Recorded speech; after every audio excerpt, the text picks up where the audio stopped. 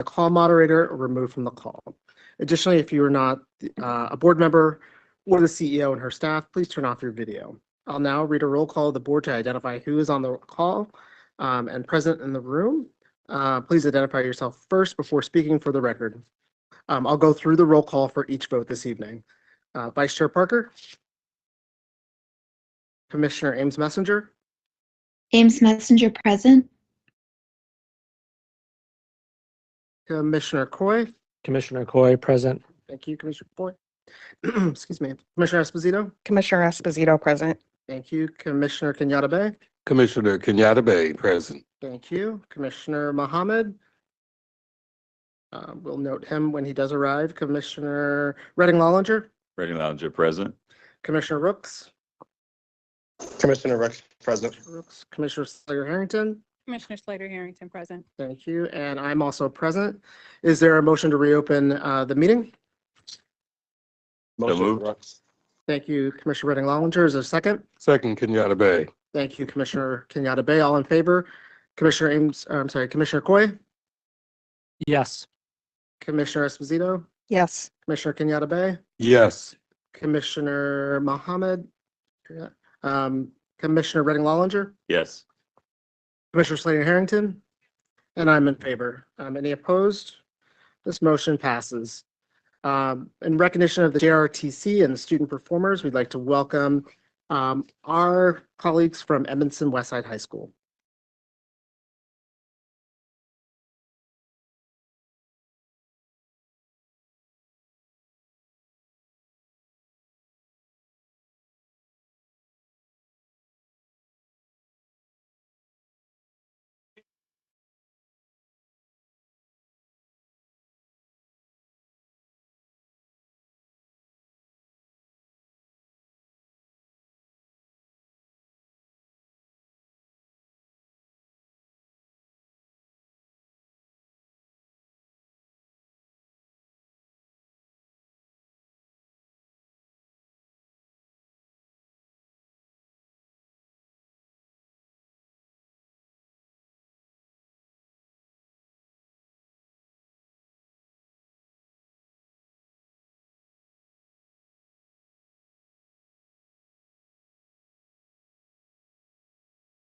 Sir, Emerson Bridgestone JLTC color guard for freshman mission report for color.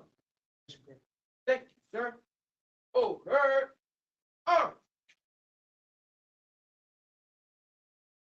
Converge.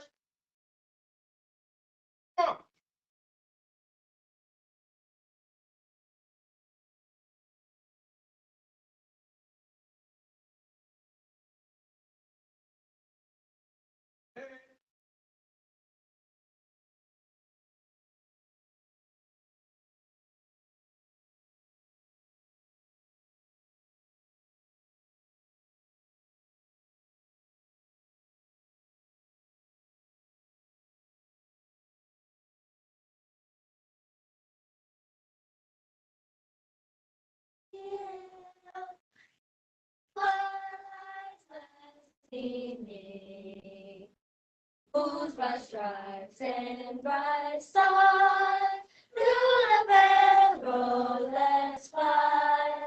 O'er the ramparts we watch, words go gallantly streaming. And the rockets the wonders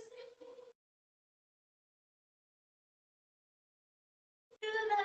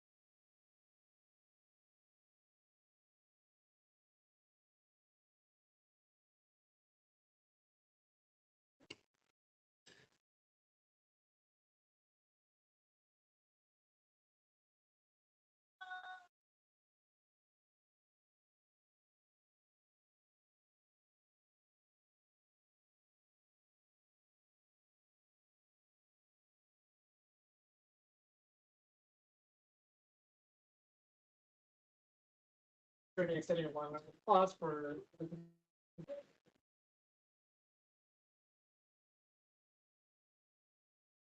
And we'd like to thank our student performers from Hazelwood Elementary this evening. So thank you, thank you, thank you. Now I'd like to turn it over to Dr. Santelises for a moment of silence this evening. Thank you, Chair. I would like to take the time to recognize the passing of City Schools employees. These individuals were committed to supporting our students through their work. The greater City Schools community will fondly remember these employees.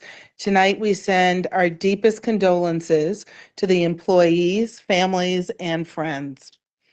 It is with deep regret we inform you of the passing of Harry Foster Preston. Harry Foster Preston started his career with City Schools on June 19th, 2010, where he served the staff and students for 14 years, most recently at Green Street Academy as a secondary teacher. Mr. Preston unfortunately departed on November 17th, 2024, and will be missed by his family, friends, and City Schools. It is also with deep regret we inform you of the passing of Wyhalir Cook. Ms. Cook started her career with City Schools on October 8th, 2001, where she served the staff and students for 23 years, most recently at Violentville Elementary Middle School as a custodial worker. Ms. Cook unfortunately departed on November 8th, 2024, and will be missed by her family, friends, and City Schools.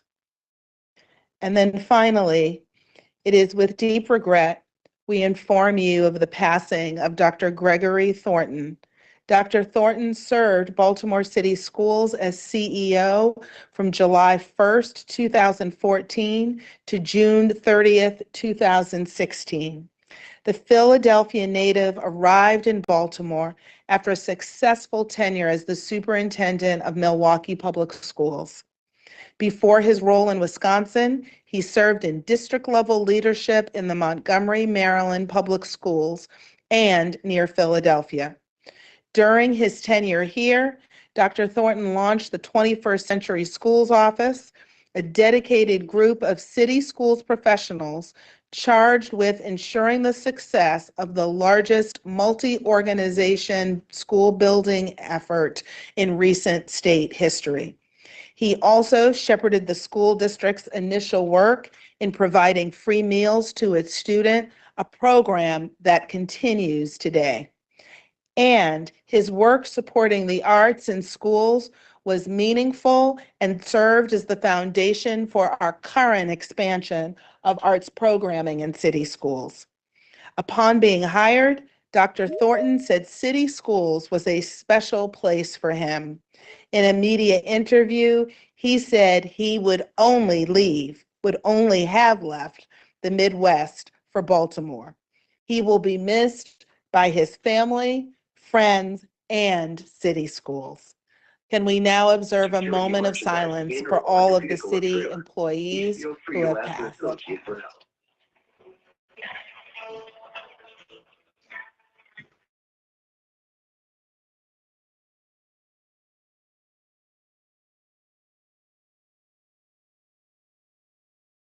Thank you.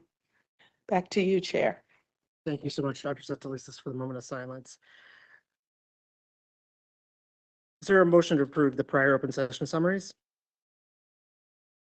So moved, Esposito. Thank you, Commissioner Esposito. Is there a second? Second. I'll take Commissioner Redding Lollinger. Thank you. All in favor? Let's see. Commissioner Ames Messenger, has she joined us? Yes. I think she is. Commissioner Coy? Yes. Thank you, Commissioner Esposito. Yes. Commissioner Kenyatta Bay? Yes. Commissioner Mohammed? Yes. Commissioner Redding Lollinger? Yes. Commissioner Slater Harrington? And I am also in favor. Any opposed? That motion passes. Is there a motion to approve the closed session summaries?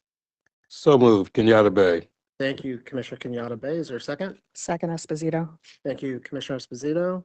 All in favor, Commissioner Coy, Yes. Commissioner Esposito, Yes. Commissioner Kenyatta Bay, Yes. Commissioner Mohammed, Yes. Commissioner Redding Lollinger, Yes. Ames Commissioner Messenger Rooks, present. has he joined us this evening? No. Okay. Commissioner Slater Harrington? Thank you. Any opposed? Commissioner That Ames motion Messenger. passes. Thank you. Ames Messenger is So good present. evening, everybody, and welcome to the December 10th board meeting. I am happy to be here with you this evening. The spirit of progression is all around us here in the city schools as we celebrate the achievements during the holiday season as we prepare for the new Chair. year. I want to extend my warmest wishes to our students, our families, my fellow commissioners, and others, as well as our staff and our partners in the community. I am immensely grateful for your collective efforts this past year. And it's been a journey of growth, resilience, and shared accomplishments for us all. The district has undergone several organizational changes with the appointment of me as the board chair, Commissioner Parker as the vice chair. And most recently, the board has appointed Commissioner Redding Lollinger as the chair of the Strategic Planning Committee and Commissioner Coy to head the Operations Committee chair. I know these changes have sparked questions about the future of the school board, but I want to assure each and every one of you that our mission remains the same. Each commissioner has an unwavering dedication to the betterment of city schools and the progression of our students. We are aware of the challenges we face as a district as the district's governing body, and no matter the circumstances, we will continue to push forward so that our students receive a high-quality educational experience. Before we move forward this evening, we want to take a moment to honor our outgoing leadership, specifically our our chair, Ronald McFadden, who is joined with us here this evening. We're very grateful for him taking some time to be with us and recognize that under his direction and leadership, it's given us a solid foundation to continue to build from. We, as part of our traditions here, want to open up an opportunity for our board colleagues to share a few words before we read two proclamations that were sent from us. So I'll turn it over to my board colleagues for anything they would like to lift up. Okay. Yes, sir. Yes. This board, and I know from talking with the public when I was campaigning, etc., has made great leaps and bounds. It has become more open, it has become more directed, and it has become more human. People do not feel isolated from the board anymore. Yeah, there are still barriers, and we're going to continue to improve and get better and get stronger and look out for the people of Baltimore City. But the point that I bring forward in saying that, it was under the leadership of Chair Ron McFadden that opened this board up, that brought it to a new day. It brought it to a day where it can even question itself. Because if you can't question yourself, you can never improve yourself. And so you got it, bro. Thank you so much for everything you brought to this. Thank you so much, Commissioner Kenyatta Bay. Additional board colleagues?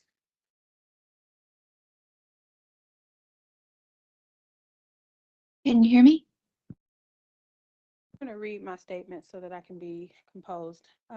Today, we're recognizing Ronald McFadden for just remarkable service and leadership on this board. I want to emphasize the accomplishments under his leadership. Since his appointment in 2018, Chair McFadden has been a force of change, positive change, guiding the adoption of the district's equity policy, being the most huge champion of the arts, and ensuring the success of the transformative 21st century buildings. His vision and advocacy have created a lasting legacy that will benefit our students and community for years to come. I will say that he was instrumental in training me and onboarding me as the chair of teaching and learning, and has always pushed for me to show up and be present as a chair. He has always held us to the standard of centering our children and their achievement. And his leadership missed. I want to thank you, Ronald, for your courage, your commitment, and your relentless pursuit of better outcomes for our children and families. I'm saddened to lose your leadership on this board. I think for those commissioners who remained, this is not just a moment for recognition, but one of reckoning about embodying the culture that we want to promote. It's not enough to honor leaders after their departure. We must respect and empower them while they serve. Thank you, Ronald. Thank you. Thank you, Commissioner Slater-Harrington. Any additional board colleagues? I believe Can you hear me? Commissioner Ames Messenger, we may have some sound issues, but let's see if we can try to get Commissioner Ames Messenger. Can you hear me? Unmute. I am on mute. Is it not working? Not yet. Okay, Commissioners Ames Messenger, we may have to come back to you just because of the sound issues this evening. But before we move forward, I do want to echo my thank you to Ronald for his ongoing mentorship from the time I joined the board through present. I think the opportunity to serve underneath his leadership has helped me to grow in my influence, to understand more about the district, to understand more about the call to serve our children. I am forever thankful for that mentorship and that opportunity to serve on this board, as well as to continue to serve each and every one of our scholars here in Baltimore City. So I'm very thankful for that opportunity and the foundation that you've given us as a board to continue to grow. So thank you immensely for that. Chair, I'd like to say something. I wanted to join in the congratulations for years of service. I had an opportunity to visit Chair McFadden at his school to see him in his element. And it was truly, truly impressive. And I think it is a testament to his work ethic that he has been able to chair this board and be an integral member of this community and do all of the work that he's done as an educational professional, as an assistant principal, which is an extremely demanding job. And you don't have to do anything but go and observe him at the school to see what he means to that community, see how children respond to him, see how adults respond to him. He's an absolute leader, and I appreciate his mentorship. I didn't have much time under his leadership, but I learned a tremendous amount from Ronald McFadden, and I sincerely I will miss him and sincerely applaud his tenure of service. And I know he means a lot to this community. So congratulations on your tenure, and I'm excited to be able to celebrate your legacy today. Thank you.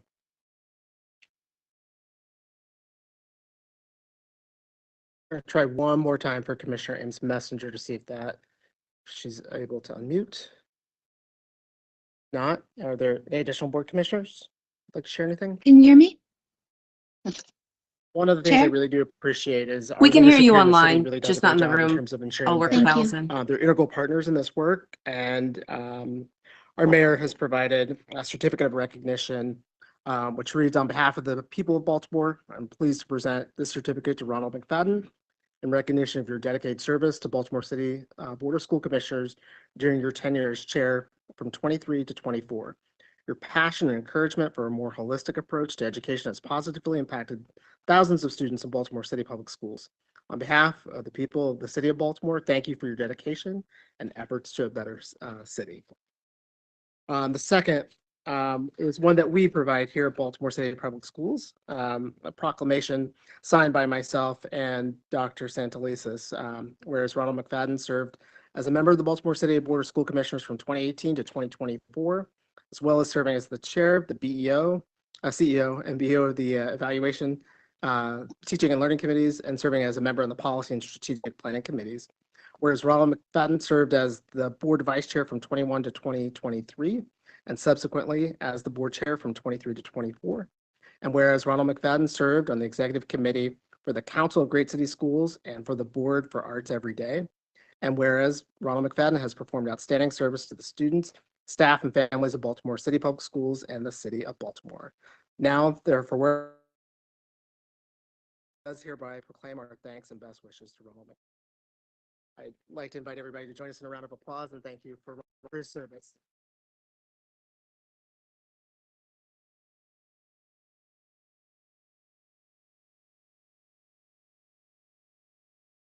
And Ronald, I'm not sure if you want to deliver a couple of remarks this evening. If you like, podium is yours.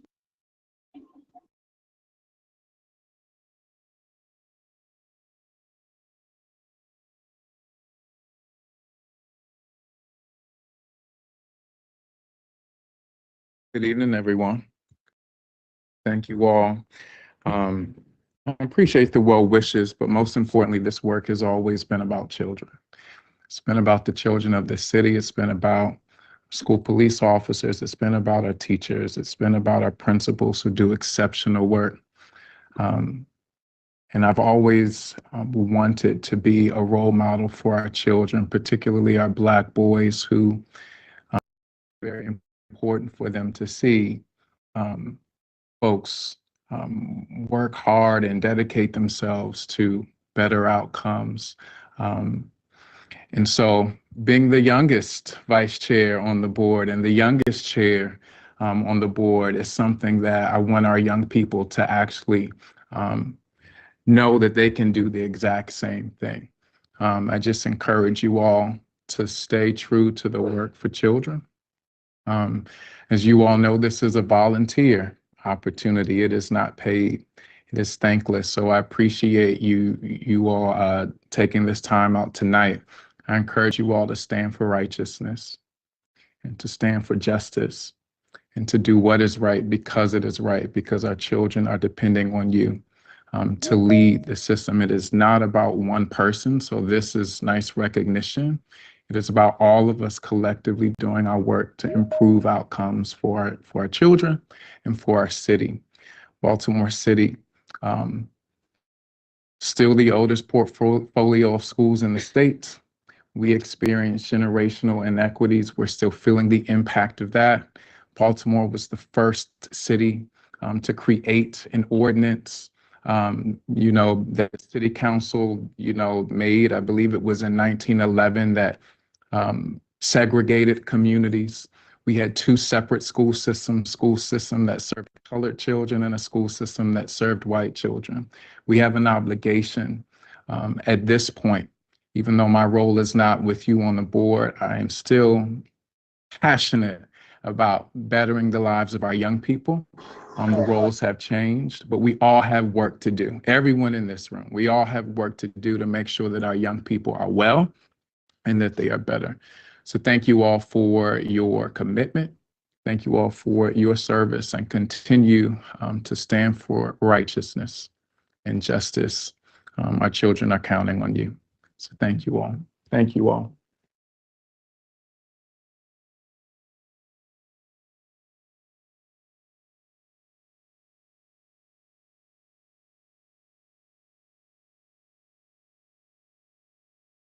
So before Ronald leads too, he was also recognized for his participation on the California Association of Black School Educators. So this award arrived here at City Schools, and so want to make sure that his leadership is also recognized this evening. So Commissioner Sally, I just want to say that award was given due to the work of City Schools and particularly the arts community.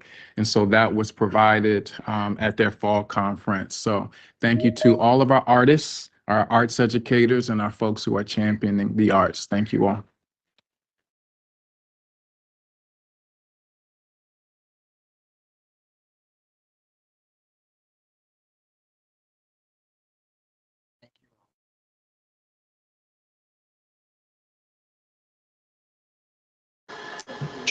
Check. for joining us this evening. We also have similar proclamations and recognition from the mayor for our outgoing vice chair, Commissioner Chantel Roberts. She's unavailable to join us this evening, but we'll make sure that we do send those along to her. We're also very thankful for her service to the board, to City Schools, our scholars and our families as well throughout her tenure and her leadership. So thank you so much. A couple things I want to turn to additionally this evening in board chair comments regarding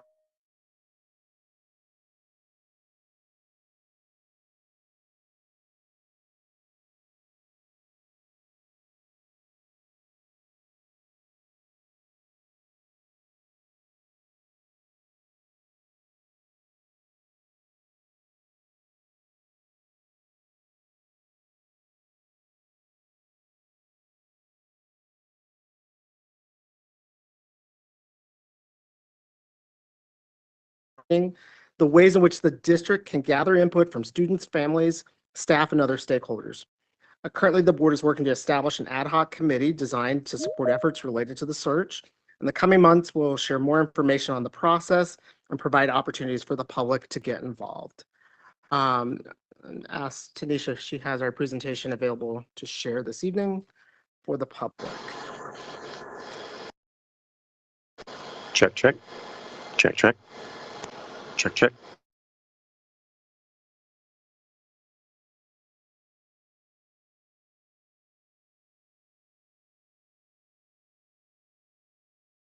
Okay, so this, so there's a couple of things that we want to share on this presentation this evening that we're hopeful that this gives more insight into the process. So if we go to slide 2, please, this evening.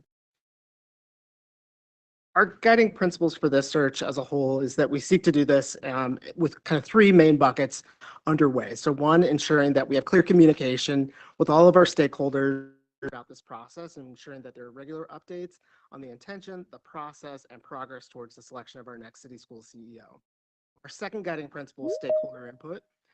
We're committed to a full range of stakeholder input throughout the process, including our city schools, parents, our teachers, our community members, staff, and others that can provide valuable input. And third is the benefit of a thoughtful transition. And so we're hopeful that over the next 18 months, that this gives us an opportunity to partner with Dr. Santelises and her staff to ensure that as we're thinking about the information and knowledge that needs to be transferred to the next CEO of Baltimore City Public Schools, that we capture that institutional knowledge as well as how we can best fine tune and deliver on the initiatives that are underway. Our next slide, please. Our 3 main processes that we're going to highlight tonight in the search process is a profile development, candidate recruitment, and interview and selection. So the first step in the process is engaging with all of our stakeholders to clearly understand the needs of our district.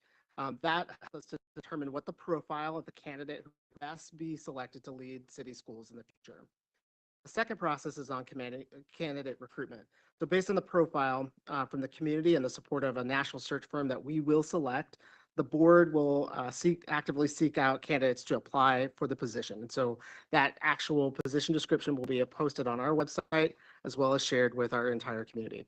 And the interview and selection process is based upon governance and board policy, as well as supported by our national search firm that will interview and help us select the next chief executive officer to begin in July 2026.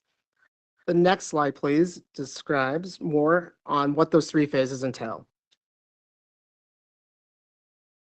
In the profile development on the next slide, as that's coming up, will involve the national search firm, as we discussed. This is where our initial set of community listening sessions will occur. We recognize fully that we may conduct additional listening sessions to help us make sure that we have all the information that we need to build that profile. And then the transition and preparation and planning that we discussed that will occur with Dr. Santelises and her staff. The recruitment process and phase will involve ensuring that we're building awareness of our search, that our position description is fully posted, and that we're targeting a range of national recruitment efforts to help us select the next CEO. The third and final phase is the interview and selection process, in which applicants will be interviewed and selected, an announcement of a candidate will be made, and then we'll support a full transition to a new administration by July of 2026. And on the last slide here, we want to thank Dr. Santelises, all of our staff, as well as our district leaders, our community, who will be a really integral part of this process that will help us to provide information. Tonight, we will provide more information on where we can select more information or receive information from the public on our website, and we're asking for active participation from each and every one of our stakeholders in this process. And I believe that concludes our information available to us at this time. So we'll be back in January with more information for the public on the search process. So speaking of involvement, the board will be hosting multiple community engagement efforts for the public's input. The first is the annual COMAR hearing this Thursday, December 12th at 5:30 p.m. The meeting will be held virtually as an opportunity for parents and staff to share feedback on the proposed annual review of school recommendations. So this is one of 2 sessions that will occur. So for more details on the annual review of schools, please visit the annual review website on the City Schools website. The second is an off-site Safety and Wholeness Committee meeting chaired by Commissioner Mohammed on Wednesday, December 18th at Western High School. We invite the public to come join us as we work to incorporate cultural, restorative, and healing-centered initiatives for our students' well-being. Student performances and free food tasting by the City Schools Food Nutrition Office will be provided. And lastly, the board will host its annual Student Board Forum on January 16th at the Baltimore Design School. And we encourage all of our students to attend and speak directly with the board about policy reform, personal school experience, and school safety, and more. As well, food will be provided in Spanish language interpretation will be available if needed. Finally, as a reminder to recognize important holidays during the winter break, tonight will be the only public board meeting in December. City Schools will be closed December 23rd through the weekend, opening on January 2nd. So with that, I'm going to transition over to Dr. Santelises for CEO. I am going to invite Chief Emily Nielsen for the. Can you switch to camera 3? And then can you go to camera 8?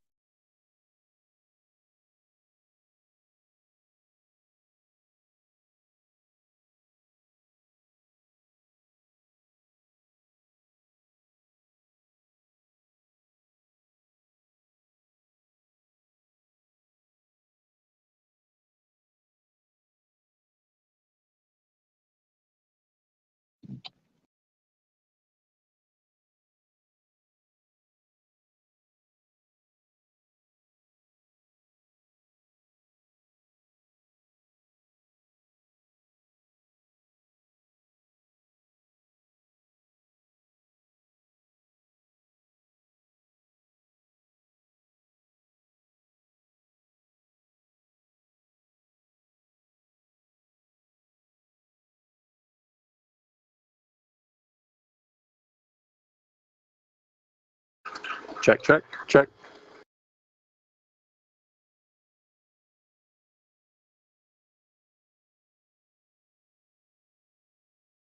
It's muted. Event Services is muted. We can't hear the PEP. Recommended that Anthony Check, Cooper check. Jenkins, currently Check, check. interim assistant principal at Frederick Douglass High School, be appointed assistant principal at Frederick Douglass High School effective December 16th, 2024.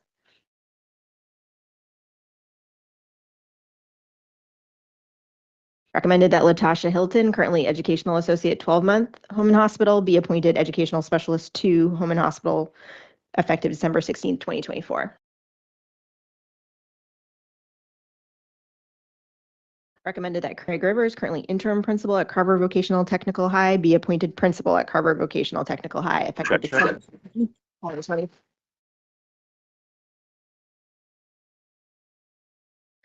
Recommended that Kristen Taylor, currently interim principal at Achievement Academy at Harbor City High, be appointed principal at Achievement Academy effective December 16th, 2024.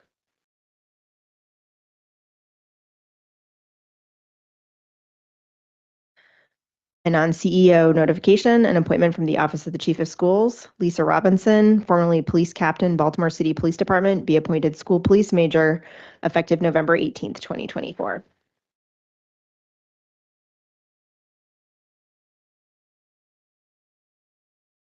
Congratulations to everyone on tonight's PEP. Thank you.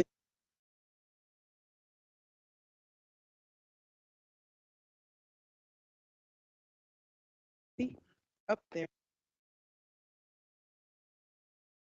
Read a brief background, as has become our tradition, for our 2 principal appointees this evening that are here. We also have Principal Rivers and Principal Taylor, who I know could not be with us this evening.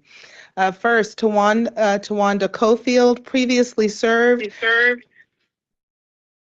as principal of Federal Hill Preparatory School, where she led the school from 3 to 4-star state rating.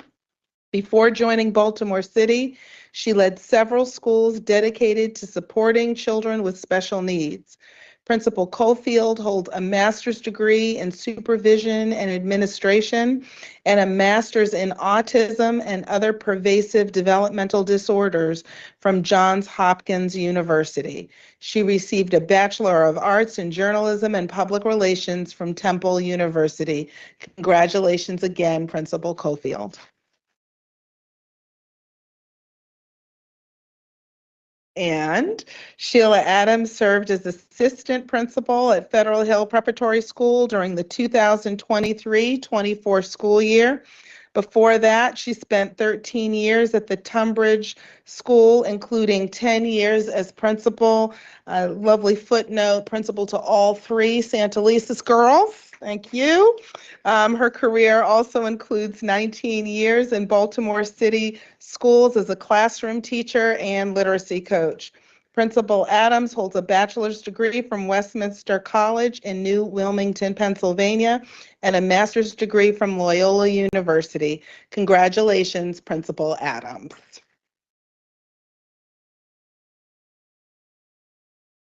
And then, even though he's not here, and I know you all will tell him, Craig Rivers comes from the historic Frederick Douglass High School, where he served as principal for the last 6 years. Previously, he served as principal of Mergenthaler Vocational Technical High School for 9 years. Mr. Rivers began teaching at the former Northern High School after transitioning from the United States Army as sergeant. He holds a bachelor's degree from Johnson C. Smith University and a master's from Loyola University. And even though it is not included in this blurb, I will also say that during his time at Frederick Douglass High School, we saw great increase in the school culture indicators based on his leadership during that time. Please welcome or congratulate Principal Craig Rivers. And finally, Kristen Taylor served as interim principal at Achievement Academy. She had previously taught middle school English and social studies while serving as a model teacher for 8 years. She received her bachelor's degree in middle school education from Radford University in 2006 and began her career in city schools. She earned her master's in school leadership and professional development from Towson University in 2010. Congratulations, Principal Taylor.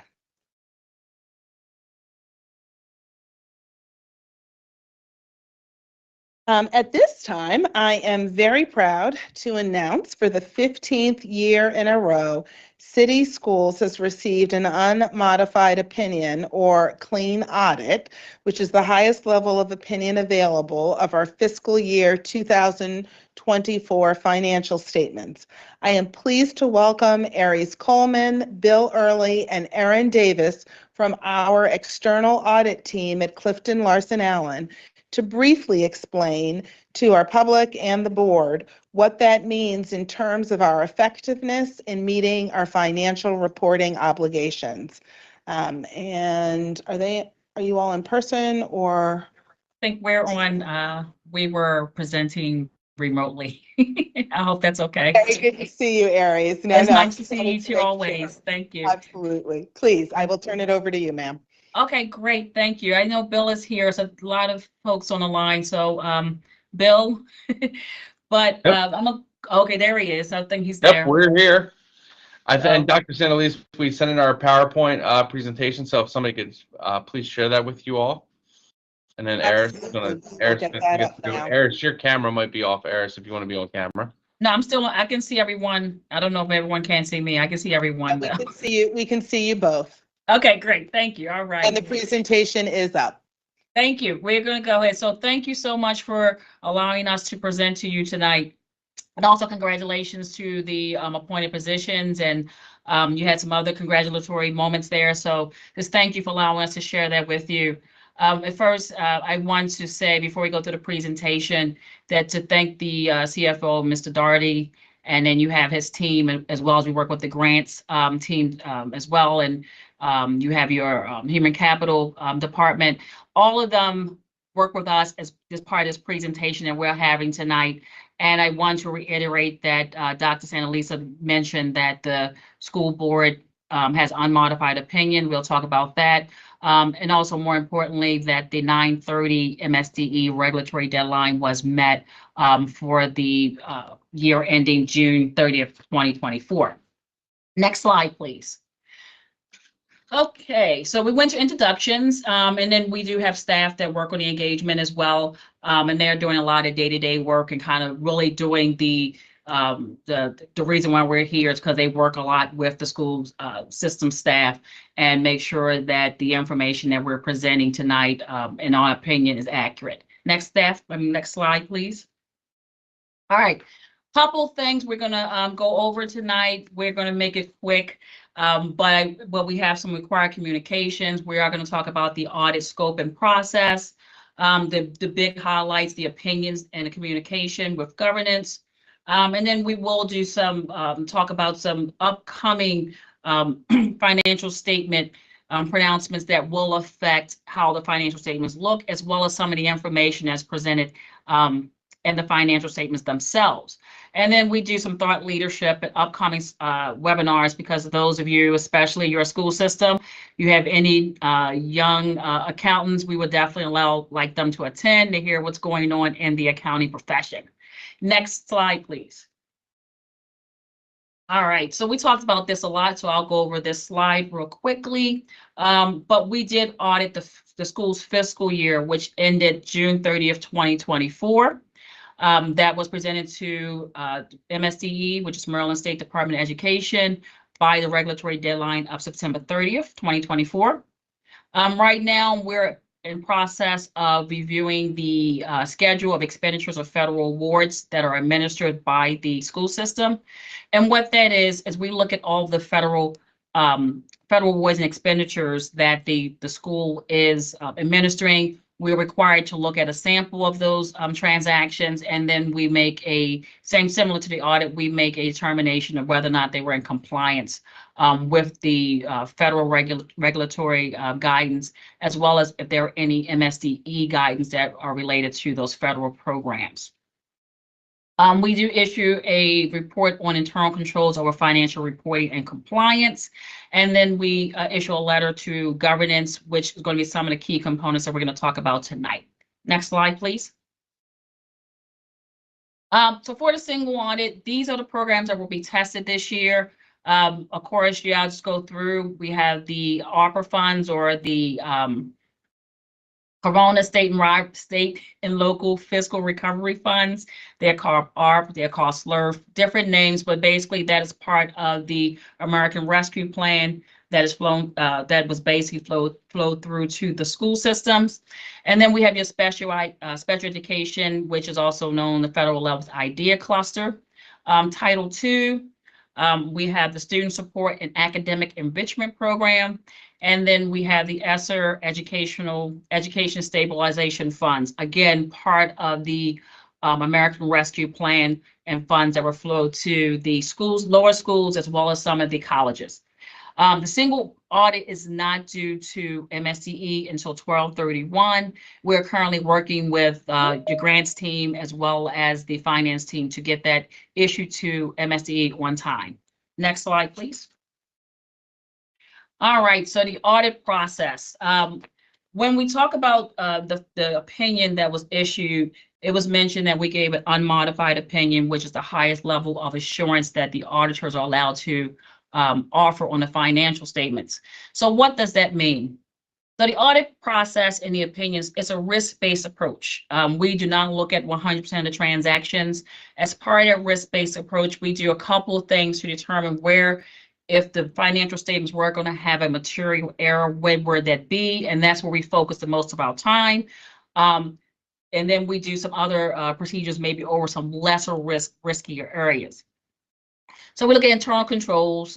We talk to several persons in management. We talk to the internal auditor. We talk to Dr. Santalisas and other persons throughout the school system to get an idea of processes, and more so the consistency of how those processes are being performed. Revenue recognition. you're always hearing that someone's overstated how much money is coming into a business. So revenue recognition just across the board is not just for the school system, but just in general for the industry. Revenue recognition is always an area of risk, and we look at that area pretty heavily and make sure that the monies that are being recognized actually were earned and are recorded in the right period. And then the last part is significant estimates. We talk about estimates. There are some numbers in your financial statements that are really not $1 or $2. They're based on other underlying assumptions, factors, and from those assumptions and factors, you get an estimate. And so because of the uncertainty or some of the high level risk around some of those assumptions, they are looked at as a higher risk. And we want to get an understanding of those assumptions and determine if they were reasonable for the outcome that was relied on for the financial statements. Next slide. Okay, so I kind of talked about a couple of these items. So the unmodified opinion, we talked about that. Federal awards are in process. The financial statements that are being presented did not have any material weakness. We had one item that's noted over the cash reconciliation process. That process is being worked on, and I know that the school system has a new, an updated financial system, which is definitely helping the finance team with resolution to the cash reconciliation concern. And then the federal awards are also in process. Next slide. Management letter recommendations. So these are just best practices.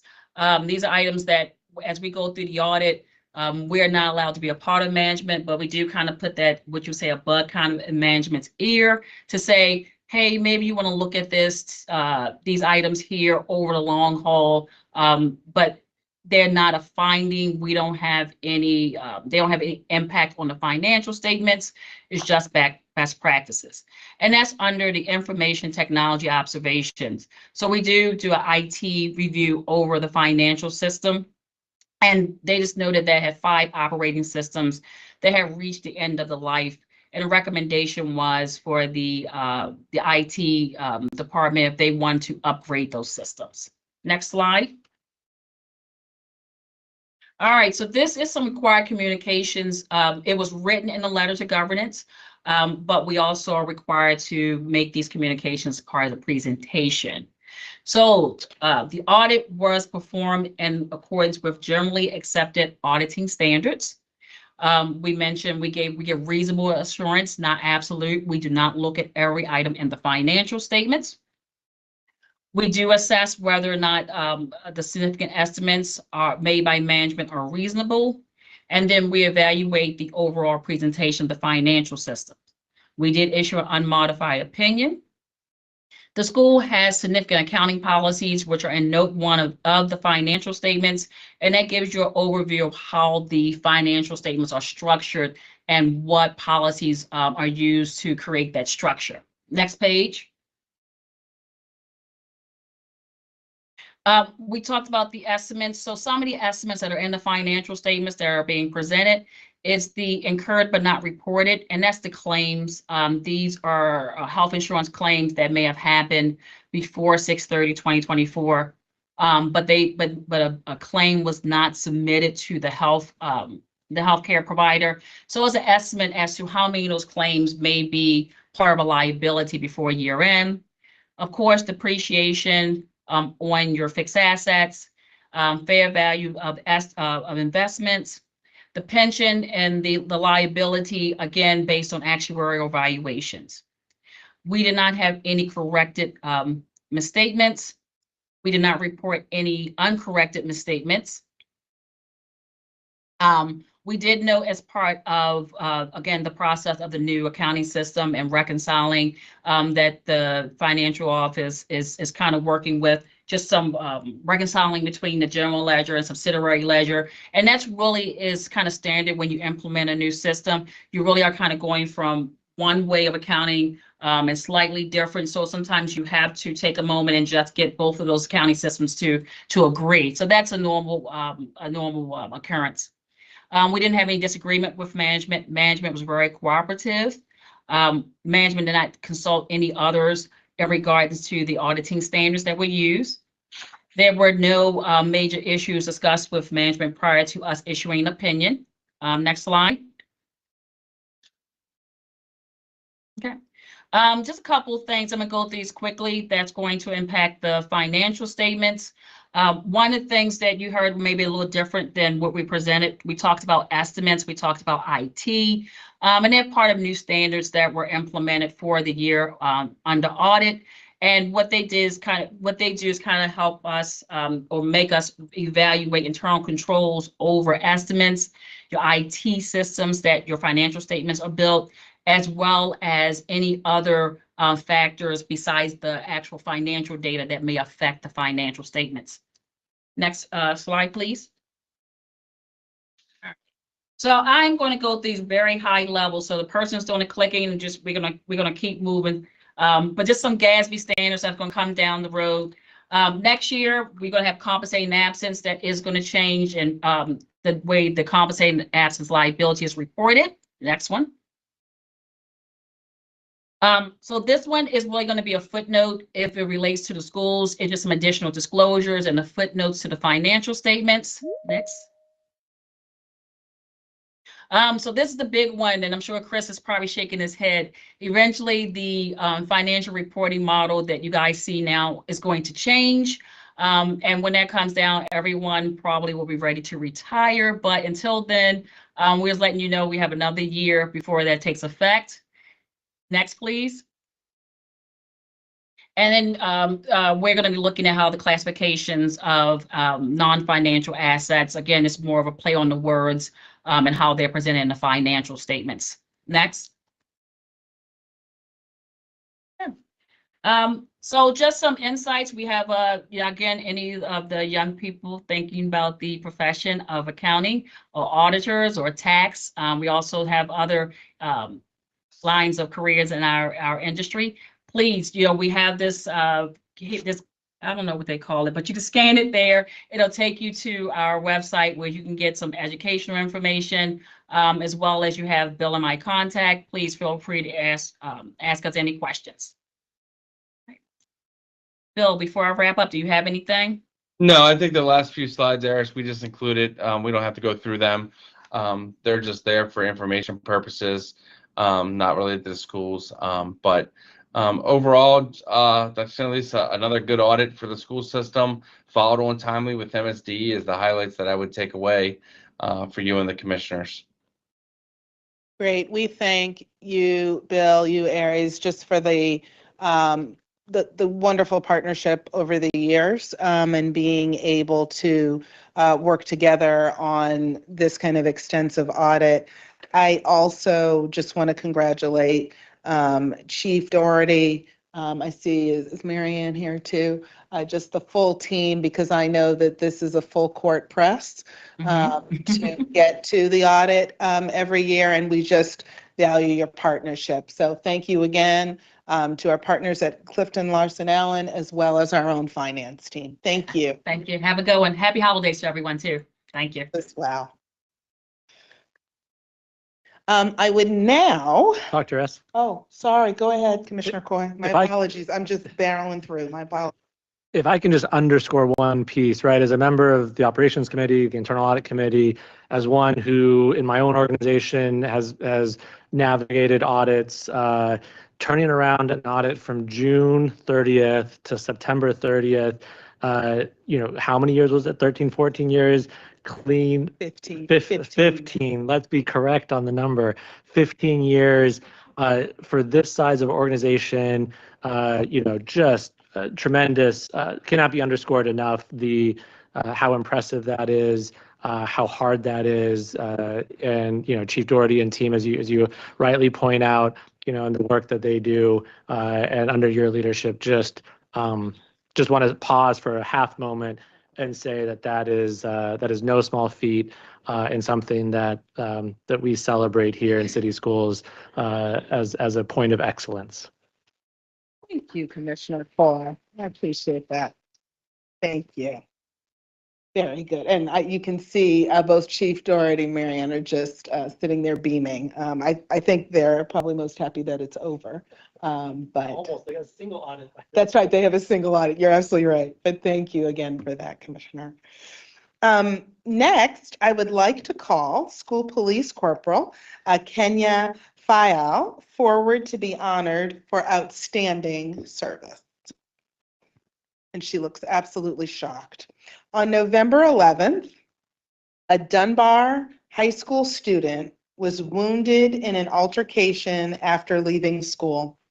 Corporal Fayal displayed extraordinary courage and skill by quickly performing life-saving techniques alongside Baltimore City police officers, ultimately saving the young person's life. Her swift action and professionalism exemplify the dedication, compassion, and selflessness that Baltimore City police officers demonstrate every day. I want to congratulate you, and I also want to note for the larger Baltimore City school community that this is not the first time that you have demonstrated this level of bravery, courage, and true focus on the well-being of our young people. Thank you for all that you do. And we now have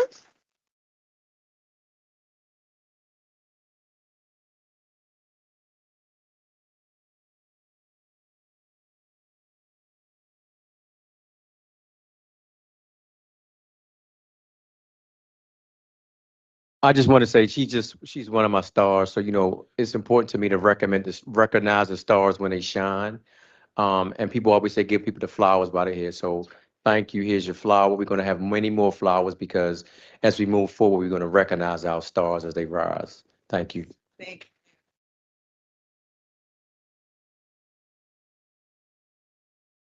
Thank you both. It's always best when it's a full surprise.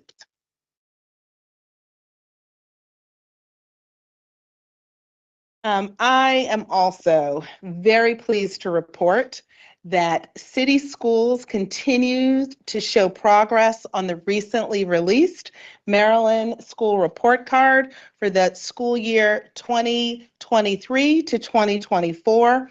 We're thrilled that we continue to exceed the pace of growth across the state in its entirety. 26 Baltimore City schools improved their rating over the previous year, including Yorkwood Elementary and Furley Elementary, both of whom improved from 1 to 3 stars in 1 year, the only schools to do so in the entire state. And once again, Baltimore Polytechnic Institute earned the highest rating of 5 stars. Now, we still have work ahead, but this is just another indication of continued sustained progress across the district. Chief Jones will be with us in January to give us a more detailed information and walk us through, but I'd like the public and the board to know that the full presentation is posted on the website if you would like the details. One of the things that stood out to me, and it really is kudos to the entire City Schools team, is that it is across the city. It's not in one section of the city that schools are improving. When you look at the map of Baltimore City, where the resources historically have and have not been, what you see is that there are improved school ratings in every section of the city. So shout out to the entire City Schools team, both at the school level, central level, and I want to thank Chief Jones and her team for just the high level analysis. I continue to hear from school leaders that they appreciate the assistance in actually knowing what the formula is, knowing how they can improve, and we are seeing the results this year. So thank you again. I was also recently updated on our cell phone free school pilot program. Now, just as a reminder, these are 25 pilot schools that have committed to being phone-free schools, implementing policies that ensure cell phones are off, away, and secure from bell to bell. And I am pleased to share that early data is very promising.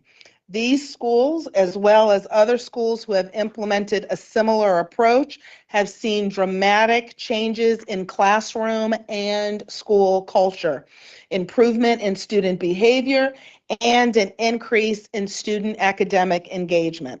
I want to commend these school leaders for taking the critical step of removing the distractions of cell phones and other personal electronic devices from their schools, recommitting to the integrity of a learning environment that supports student academic and social emotional success. And I also just want to say we are learning a great deal from the pilot school leaders and their stakeholders. I look forward to bringing more detailed information and data to the board as it considers an updated district-wide board policy that really reflects the best practices learned on the ground in our schools. And in addition to our 25 school leaders who really stepped forward in this, I also want to thank Josh Sivan and the legal team. I want to thank Stacy Place-Jose and the school's office, as well as Seema Shaw Nelson, my special assistant, who have really just dug in, and we are doing it thoughtfully. It's not just about decreeing something from on high. It is about making sure that we are learning from the ground what is actually working, and we're seeing the benefit. So I look forward to bringing to the board suggestions based on the work of real school leaders and their teams later on this school year. Now, one of the other things that we love doing, even when sometimes it cannot turn out the way that we all wanted to do, is celebrating our district student athletes. And this fall, we have a lot to celebrate. The city championship in cross country saw Polly taking honors for the boys team and Western for girls. In the city championship, girls volleyball, Polly took home honors, top honors in both JV and varsity. In boys soccer, Patterson High School is both city and regional champion. Shout out to Patterson High School. And in girls soccer, Polly was the city champion. We were also many of us were inspired for our inaugural girls flag football season this year, and our city champion was Dunbar. We're looking forward to competing at the state level. And then for football, for Division 1A and 2A, Dunbar High School again took regional and city champions. And then for Division 3A, 4A, Mervo was the regional champion. Both teams did not win this year, but they lost in incredibly close games in this year's state championships. They are still champions to all of us, and they did incredibly well. So I just want to shout out not only our football teams, but all of our fall championship teams in sports and our student athletes. We continue to see that our student athletes continue to have some of the highest GPAs in the district. They graduate at higher rates, and they go on to leadership positions. So yes, it is about winning, but it is not just about winning on the field or on the court. It is about winning in life. So I just want to shout out all of our student athletes from this fall season. Can we give them all a round of applause?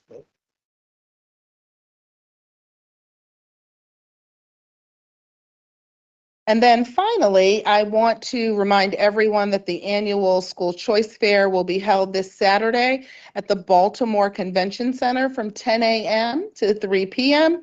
Make sure you participate in this important process and the next big step in your students' education.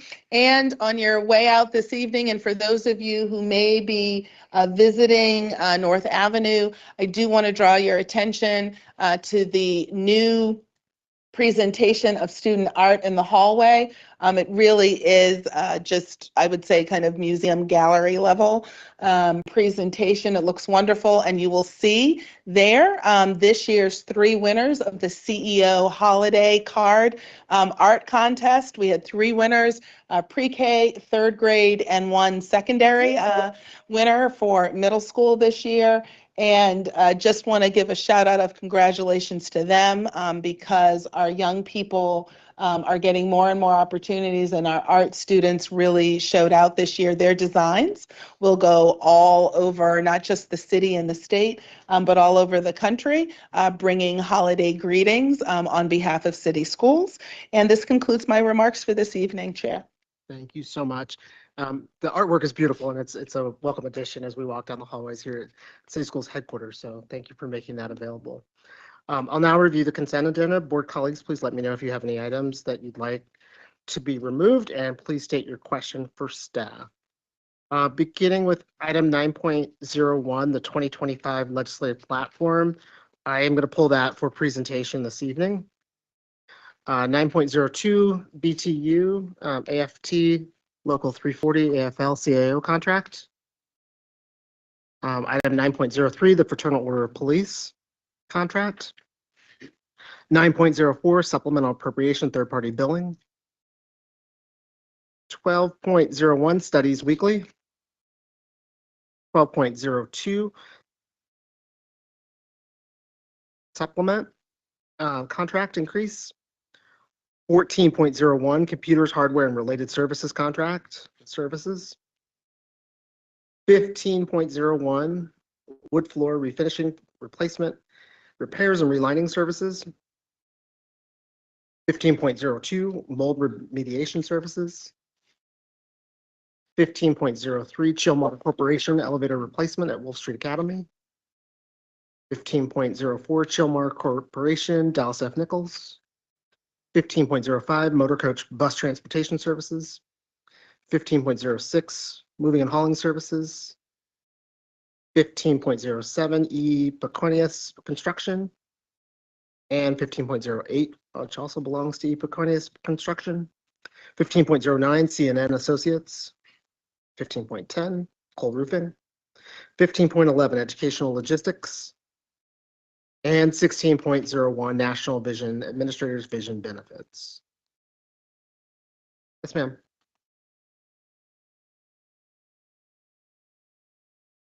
Children's Guild Association 12.02. It's a social studies supplemental instructional materials contracts.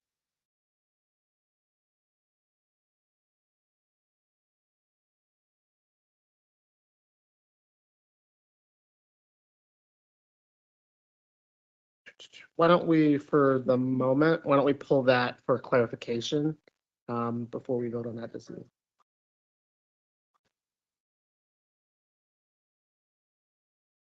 Thank you, Chair. Got it. Thank you. Great. Thank you so much.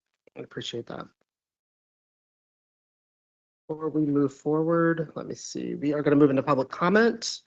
We'll start with 7.01 for our recognized groups, the Baltimore Teachers Union. Mr. Nathan Farrell.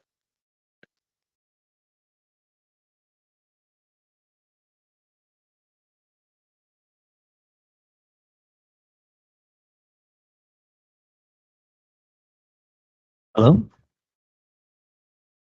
Good evening, Board of Commissioners and Dr. Santelises. Nathan Farrell here. I'm a Spanish teacher on assignment at the BTU. I do look forward to the day that all of our meetings are going to be fully interpreted in Spanish for our familias latinas that are here with us tonight. I also want to thank the board for listening to our members on the issue of locking doors. Committing to classrooms with doors that lock is the right decision. Investing in evidence-based safety measures is the right decision. Additionally, we're grateful to the board for listening to our members and agreeing to engage in a thoughtful review of our employee retirement savings plan. So all City Schools employees, including folks in this room, will benefit greatly from this. A recent article titled "Maryland Teachers May Be Losing Thousands from Their Retirement Savings Without Knowing It" highlighted the plight educators across Maryland face to save for retirement, and it also reflected City Schools' commitment to ensure that employees have access to lower fees non-commissioned agents, and better investment options for all city employees. And we thank the Board of Commissioners for that. BTU members ratified sections 5.1 and 5.2 of the 23-26 teacher chapter contract, and we encourage you, the commissioners, to ratify the agreement today. Currently, the BTU is at an impasse with the board over our PSRP chapter contract negotiations. We're at an impasse because the board's negotiations team refuses to compensate our members adequately. There are over 200 paraprofessional and school-related personnel job titles, and the PSRP contract covers our school secretaries, for example, who are the face, the voice, and the front line of every school community. It covers the payroll specialist working with an antiquated and error-prone, as was evidenced in the audit system, how old and how at the end of life these systems are. And our payroll specialists work diligently to ensure that our colleagues are paid correctly using these antiquated systems. It covers the registrars and the office assistants who maintain records to ensure that our per pupil funding is accurate, so the wonderful school leaders who are promoted tonight can staff our buildings. It covers community school coordinators and student wholeness specialists who de-escalate a community crisis in one moment and then literally start the laundry machine and restock the food pantry shelves in the next. The contract that we're at impasse over covers our paraeducators who change the diapers and wipe away the cold weather sniffles, all while providing academic and behavioral support. And it covers our bus aides who are lovingly transporting our most vulnerable learners to and from school every day. These are the workers who are negatively impacted by the board's unwillingness to compensate them fairly for the work they do. And that is why the BTU has entered impasse, because we know the following, that our members are deserving of better compensation that honors their years of service in this district, and they're deserving of compensation commensurate with Baltimore County. For example, our working conditions are far more challenging than every other Maryland school district, and our PSRP members are well behind Baltimore County in terms of career earnings. Baltimore County has significantly better and higher longevity rates that kick in earlier, and that's a better reward for working longer in the system. And the district can greatly improve and restructure the compensation for our PSRP chapter members. The school board has agreed to significant raises, restructuring for our school police, who were honored tonight, 32% increases for school police. Our school administrators, and congrats on everybody who got PEP tonight, they are earning bonuses of $4,000 on top of 4% salary scale increases. And today the board will hopefully approve a much needed restructuring for the teacher chapter compensation. The BTU entered impasse mediation with a more modest proposal than everything I just listed. And the district failed to present even a meaningful response to that. And that's why we're at impasse right now, even today. The current contract for our PSRP members does not have increases based on education credentials, which the BTU seeks to remedy. And to be clear, that is literally how you create a para to teacher pipeline, incentivize education. I sat and I listened to a para educator yesterday. I was at her school and she's been loving and serving our students for 20 years. And the entirety of her 20-year career, she has maintained a 7-day-a-week work schedule, working a second full-time job at Walmart. On the weekends, she works 20 hours sometimes. She starts 5 a.m. to 3 p.m., usually works double shift both days. And she has a message to the board. Please let me allow to deliver it. She says, we are the mothers when their mothers are not there. These kids come to us sick on a daily basis. They face neglect, and it is us, the PSRP member, that meets that child with love. And she wants the board to understand the liability that they face as educators in our schools every day. You know, some parents think that our PSRP members are magicians, that they can wave a wand and fix everything. They're incredible people. But the PSRP members feel like the district thinks that they're also magic, that they can work tirelessly and just not get paid for it. We can't keep on taking out of the emotional and physical bank accounts of our PSRP members and not put something back into them. So we urge the board to make a meaningful effort at impasse negotiations with the BTU. Thank you. Thank you, Mr. Farrell. Appreciate your comments.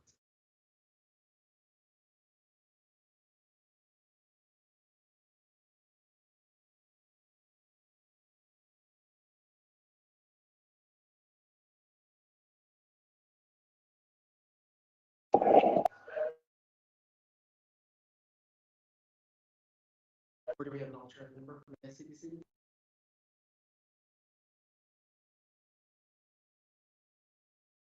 Definitely come back, so let's move on to Executive Officer for Public Comment.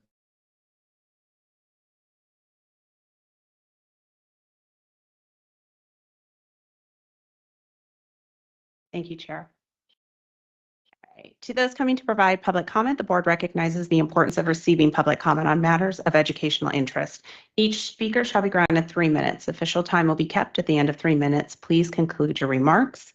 No speaker may use the opportunity to air employee grievances or make complaints on behalf of specific students. Speakers must stay on the agenda topic for which they signed up to speak. It may not verbally or personally attack a school system employee or board member.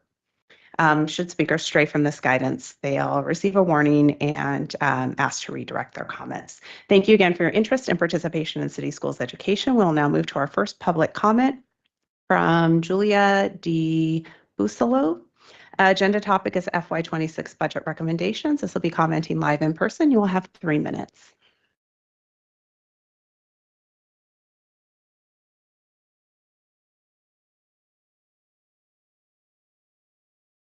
Hi, good evening.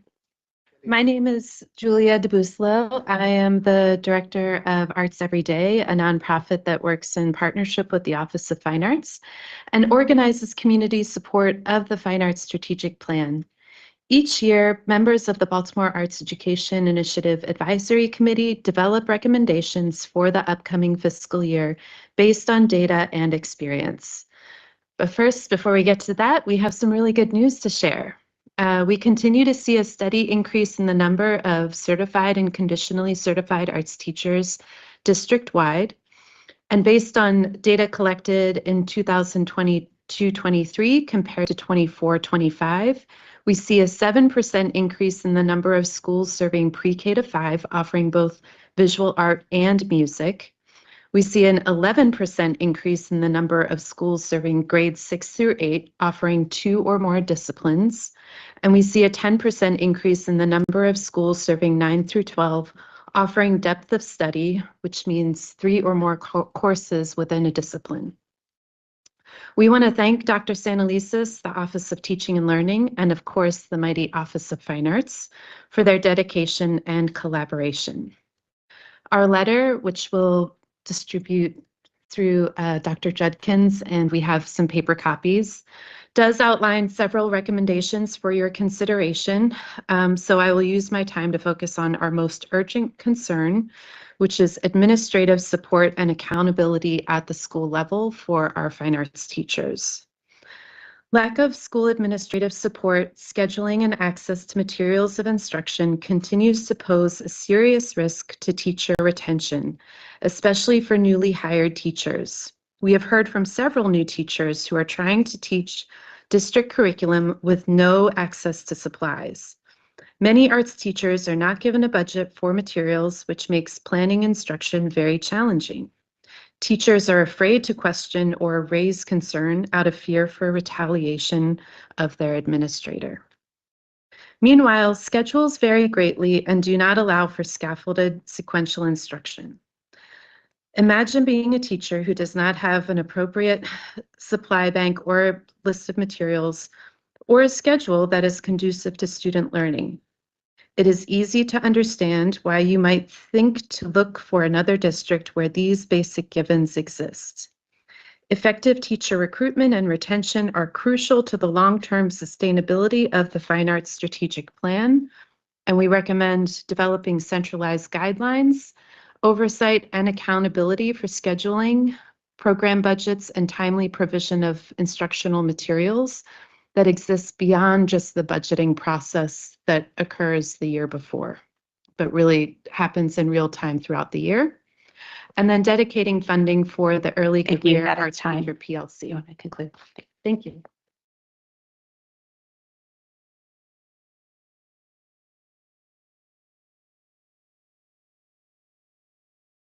Our next public comment is from Zoe Phillips. Agenda topic is students' creative expression and access to the arts, commenting live in person. Oh, you'll have 3 minutes. Hello, Dr. Santelises, Board of School Commissioners, and other leaders. My name is Zoe Phillips. I am a senior at Baltimore Design School. Today, I am here as a member of Baltimore Youth Arts Advocacy Council, also known as BIAC. We believe that all students deserve the right to a first-class education that includes the arts.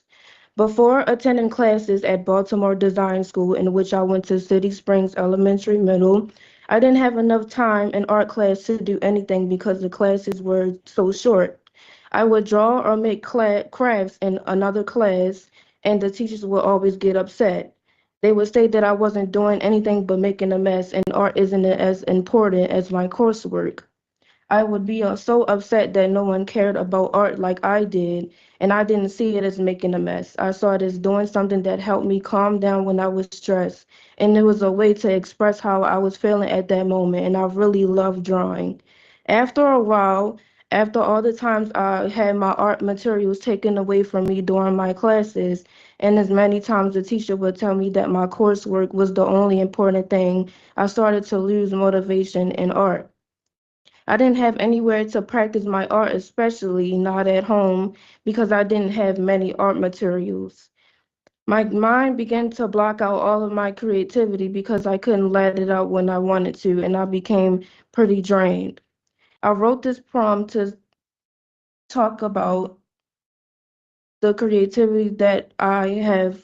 Sorry, I wrote this poem to celebrate the spark of my creativity that makes me who I am today. I look back down at my canvas, which was before filled with great imagination, but now back to white. I started to believe that the others were right, but the others are not right. My art should not be avoided and ignored. My art is my mind. My mind should be explored. My mind should not be hidden and drift into boredom. My art is my light, my endorsement, my right. My canvas is my blanket that warms me through the night. I will stand tall with my canvas by my side, my brush as my guide. One day, my art, my mind will be heard loud as a powerful roar, and my art, my voice will no longer be ignored. Thank you for listening.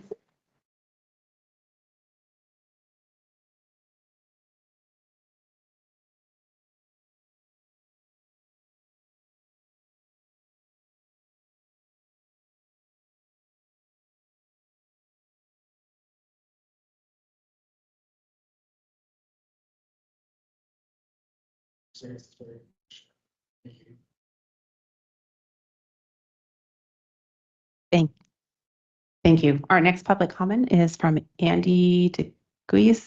Sorry if I mispronounced. Agenda topic is electric school buses. Commenting live in person, you'll have 3 minutes.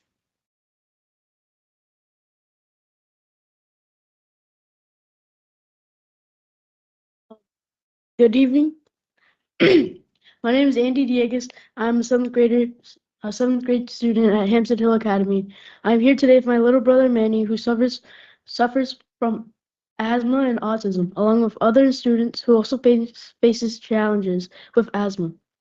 We are joined by our parents and most students who are and most importantly, Chispa Maryland, an organization that helped our families understand environmental justice and the harmful effects of diesel bus emissions on our health. For children like my brother, who already struggle with breathing due to asthma, exposure to toxic diesel fumes makes life even harder. Did you know that Baltimore City has some of the highest asthma rates in the country?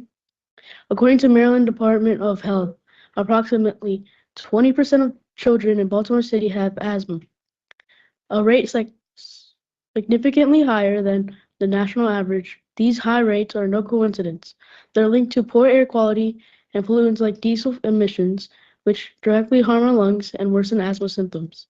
Every day, students like us ride diesel school buses that pump out dangerous pollutants, creating a mobile source of air pollution that we cannot escape.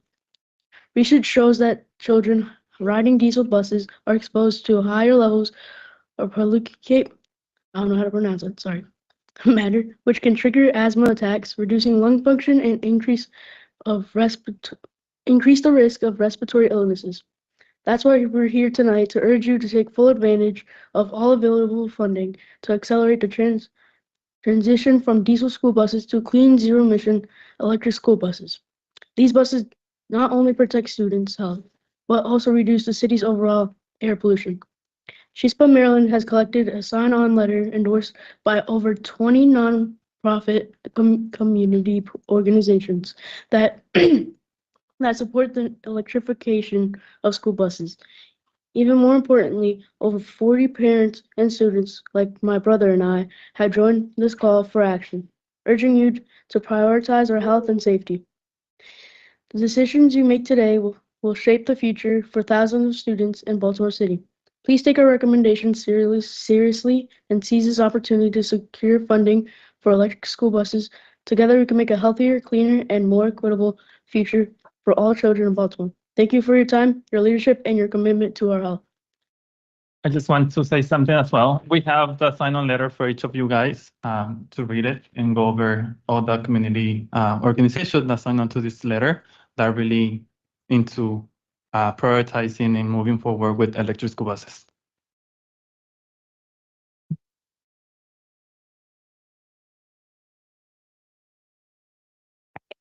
Thank you. Next public comment is from Jordan Fowler. Agenda topic is paraeducators' wages. This will be an email that I'll read.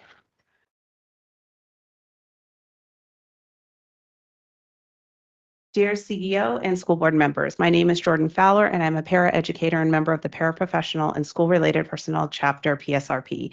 It often feels like PSRPs are looked down upon by many employees in the Baltimore City schools because they are seen as uneducated. I can attest that PSRPs are educated staff members of Baltimore City schools. I, for one, am a paraeducator with a bachelor's degree. I'm often asked why I don't consider being a teacher because of my degree, and I find that offensive. The reason is because I believe that being a paraeducator is a valuable career. Being a paraeducator allows me to have my own relationship with my students. As a paraeducator, I'm often the one who the students go to first because they spend the most time with me throughout the day. For example, I rotate from small group to small group. I attend lunch with the students and I go to resource with them, to name a few. Having a bachelor's degree helps me to be more effective with my job. One example that comes to mind is with ELA classes. I am able to provide a deeper understanding because I am able to break down the story in a more meaningful way due to my degree in English with a concentration in literature and culture. Paraeducators should receive a differential from the district for their educational backgrounds because it will encourage more paraeducators to have a degree and it allows the students to work with an alternative, effective educator. If a member of the PSRP chapter sees a pay difference based on college credits or degrees, more of them will see the job as an important, valued career. In addition, they will work hard to make sure they meet the needs of the students in our district. I am asking for PSRPs to get a raise for a differential education based on college credits and additional college degrees. Thank you for listening and considering my recommendation. And our last public comment is from Melvin Henson. Agenda topic, support for school leadership, commenting live in person, and you'll have 3 minutes.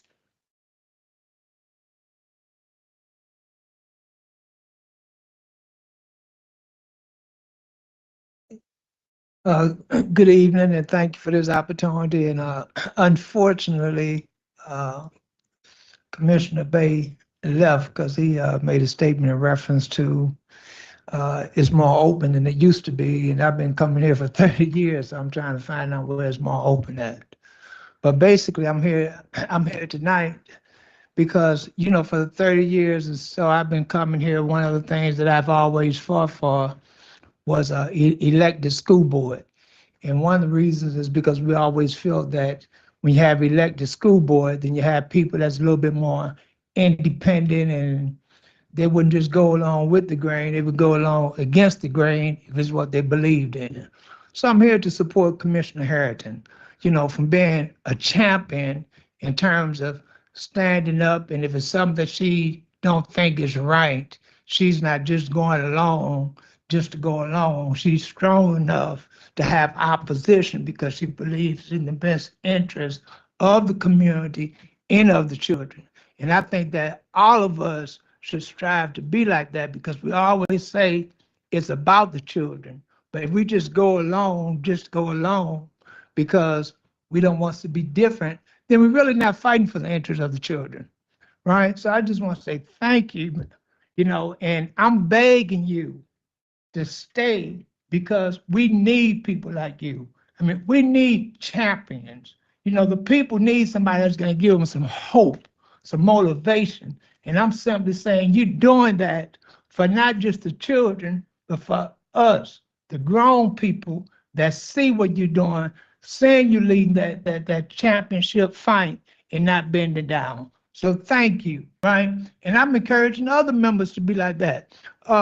Ms. Espiano, we was out there, campaigning together because we believe that people need to be independent on the board. They shouldn't just sit here and go along because they're here, right? So I'm saying thank you, and we need champions. I mean, look, I'm 72 years old, and the school system is worse today than when I went to school. Children is learning less today than when I went to school. I mean, the young lady stood up here and she talked about the arts, right? And how they don't even have the opportunity for her to practice what she loves, right? So I'm saying we need champions on all levels, right? So I know you can ready to tell me my time is up. So me and Dr. Bunley is here together because I'm gonna let him conclude with the comments, but I'm begging y'all and I'm begging you to stay because you being there is hope for a whole lot of us. And I'm not just here representing myself. I'm representing a lot of people that's not here tonight because this woman is a champion for us. And I want everybody to know that you are our champion. So please stay here. Thank you. That's time. Thanks. Squeak and clean, thank you, stay here, and we got your back. I'm not here representing the mayor tonight, I'm right here representing the community, right? Okay. That's the end of public comment. Thank you for. Actually, before we move on, I just want to make sure we didn't have any comment from ASCC. Okay. So we're going to move forward for our board committee reports. Unfortunately, our student commissioner is not here this evening, so we'll move forward to our operations committee chair, Fred Coy. Thank you. I'm happy to report that on November 19th, the Operations Committee met and we discussed a number of items, including some student enrollment projections, as well as some of the implementation of policy related to compensation and the changes that have occurred there and that are working to implement still. We also had a discussion about licensure updates and some of the hard work that the district has been doing in the Office of Human Capital to listen and respond to some of the shortfalls and the need to improve the systems in teacher licensure process and certification. There's some changes that are occurring around the process by which items are submitted to MSDE to expedite the process there, as well as other efforts to better serve our teachers in that process. Additionally, there was a presentation relating to Medicaid fund process, and one of the items that I particularly took note of is the ability, the increased ability and the degree to which the district has been able to have Medicaid billing for mental health services inside school as well, and just how important that is for our young people, that they are receiving those various supports, that the schools really are the heartbeat of our communities. So thank you to those that attended and presented, and would encourage anyone that is interested in any of those topics to go and watch the posted recording of that committee meeting. Thank you so much, Commissioner Coy. Let's go to policy committee for report. The policy committee met on November 19th at 4 to 5:30, and we looked at ADH, which is community school strategy. We also reviewed an administrative regulation for KDD-RA. And we saw where we reviewed compliance reports for IHAMA, which is heroin and opioid addiction education, and JFD withdrawals and reentries. Our next policy committee meeting is December 17th, which will be virtual, and we will be looking at JICJ, student use of working electronic devices, and receive administrative regulations on IGE-RB, school library media program, and compliance reports for JFA residency and non-residency tuition, JFBC informal kinship care, and we welcome anybody that wants to provide public comment to do so by sending a notification at 9 a.m. on Thursday up until the Monday before the meeting.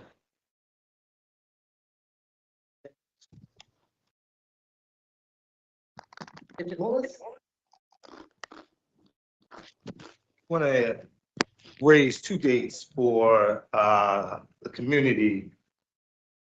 They're on the December the 18th at Western High School. We will be holding a public safety and wholeness meeting.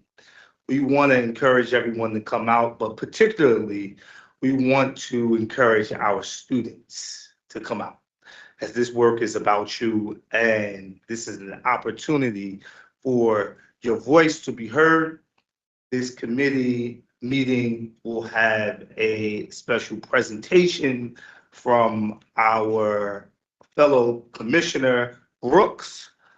So we encourage all of our school community members and students to come out. Our second date is a save the date of January the 13th. On January the 13th, we will be holding a community listening session where we will be looking at and discussing the board goal of wholeness, the work that's being done around it, and how we measure it. This will be held in the community, and we will have further details at the safety and wholeness meeting, which means you got to come out to learn about it. So look forward to seeing you at Western on the 18th at 4:30. Thank you so much. Our Teaching and Learning Committee met on December 3rd. We had updates on our math and literacy goals.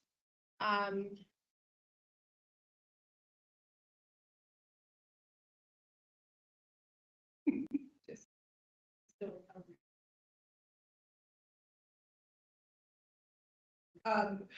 for our math, we received updates and a presentation on the focus or improvement areas of high quality instructional materials. You guys talked about the pilot that's taking place now and the efforts to increase teacher, coach, and leadership capacity to implement that dealing with fidelity, and talked about the expansion or scaling of use of that curriculum across the district. For literacy, one of the highlights was hearing from the Baltimore Design School, the principal and literacy coach, to hear about the wonderful work and the support that they're doing to meet learners where they are and help them achieve their goals and their targeted, how they target growth.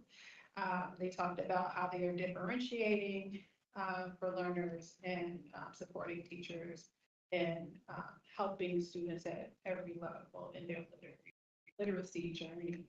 Our next meeting for teaching and learning is January 7th, when we will discuss extended discipline. Thank you so much. I appreciate it. Based on public comments, are there any additional items board members wish to pull from the consent agenda? Let's move to 9.01, our legislative platform for a presentation from the Wellness Rep.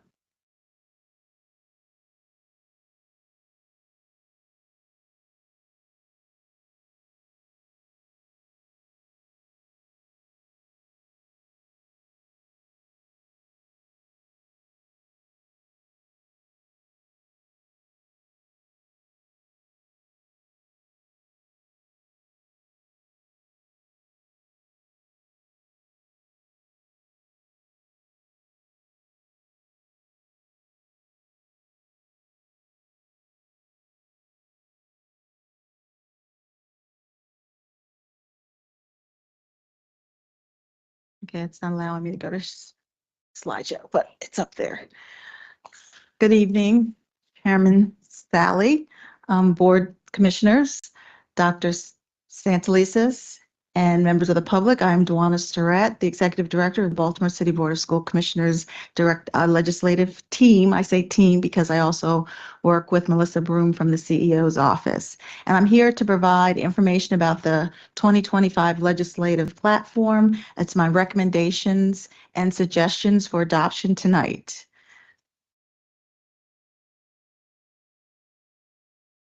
I'm having technical problems. Here we go. So I wanted to first start off with the board's role.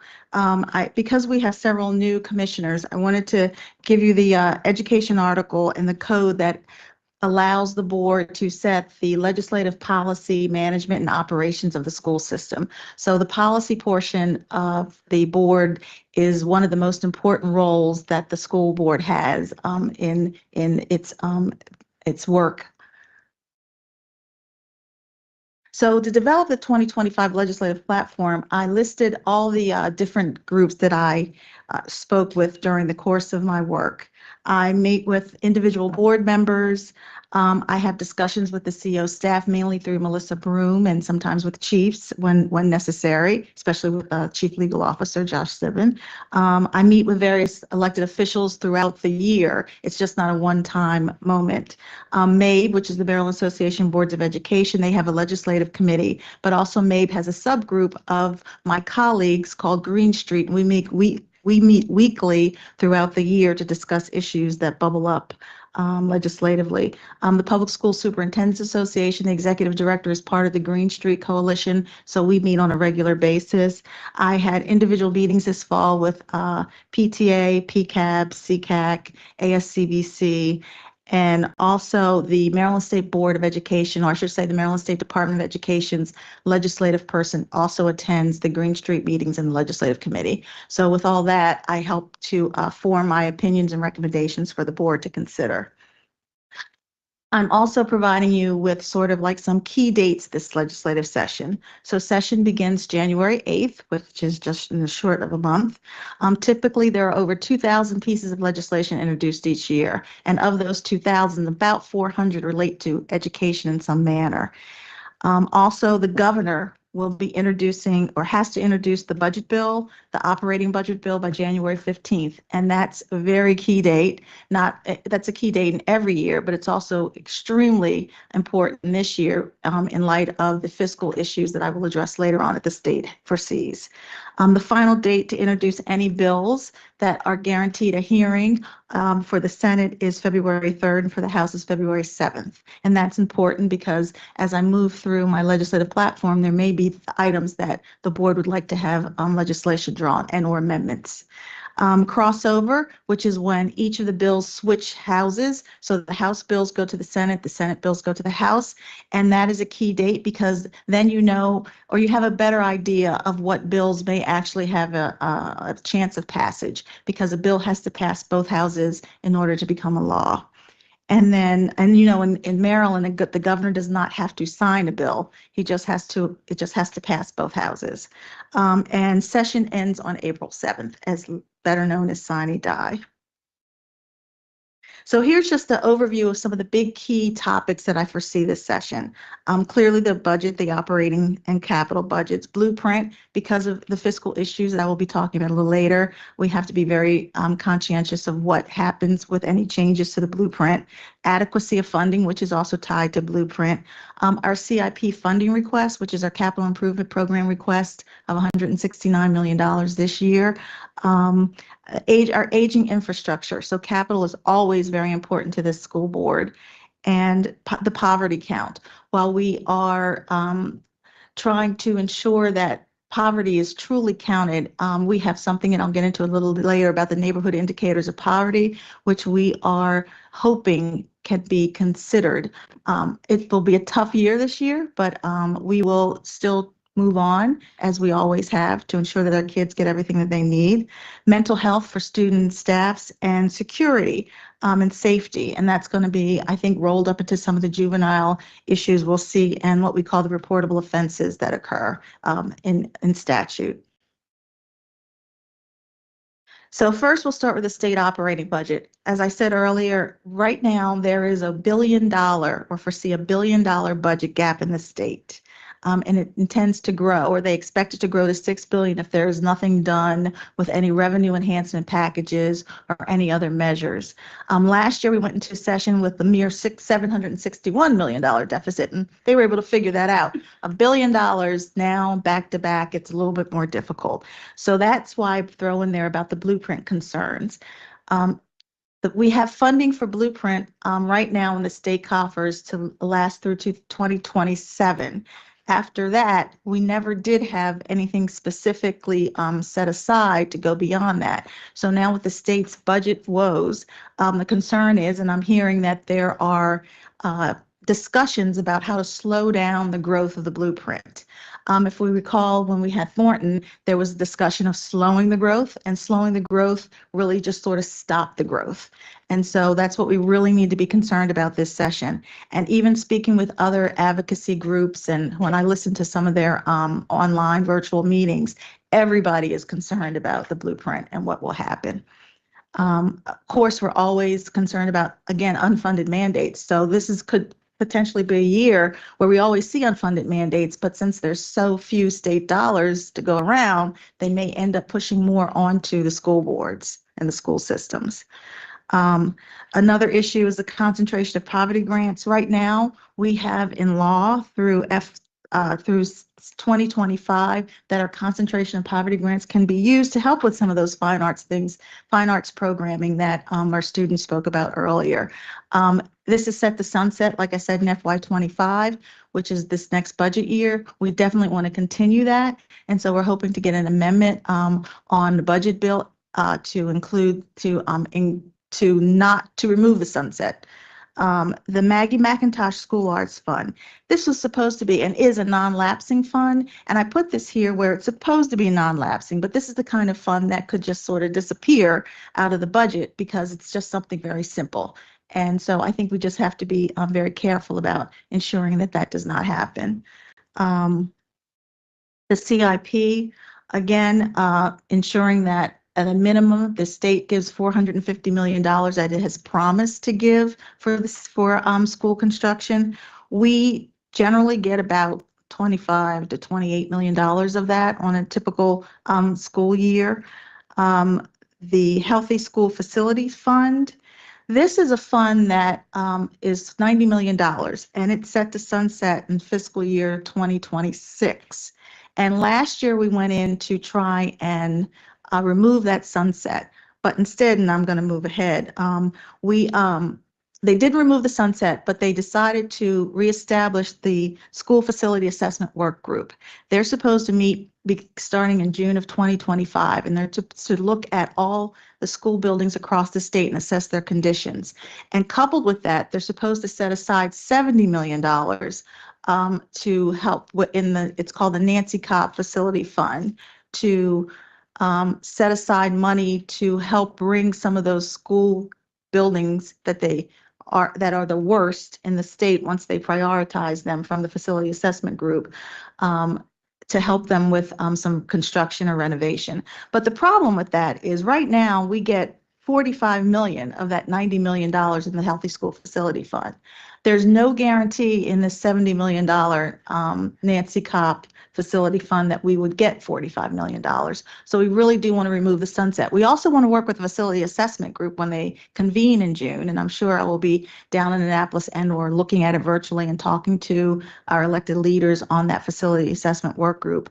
But we really want to keep that $90 million in the statute right now until they come to a conclusion of how to prioritize and understand exactly what that priority will look like.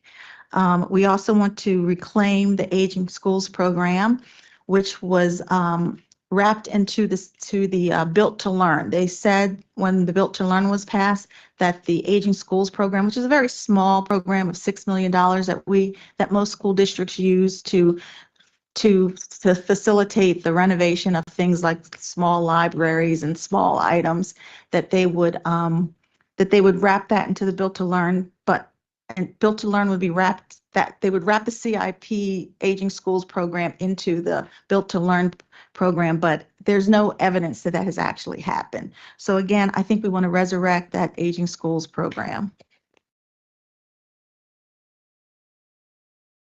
I mentioned earlier about counting poverty. So for those that don't recall, I believe it was maybe 2013 or so, we became a community eligibility provision district.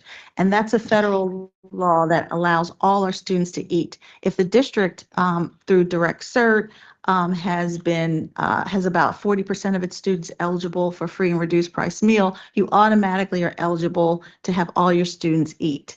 But the problem with that, as we discovered, is that the way that the state counts poverty is by using the free and reduced price meal forms. And so when we had the passage of the blueprint, in order to, according to them, to get a true accurate portrayal of what the poverty count is, they wanted to return to us collecting forms. Now, we haven't collected forms in years. Also, there's no incentive for our parents to actually fill out forms. So we, through research and working with some advocates, discovered that there is something called the Neighborhood Indicators of Poverty. And that uses more socioeconomic issues, housing issues, not just Direct Cert. It also looks at education. It looks at the concentration of poverty that a person lives in, not just income, like a free and reduced price meal form does.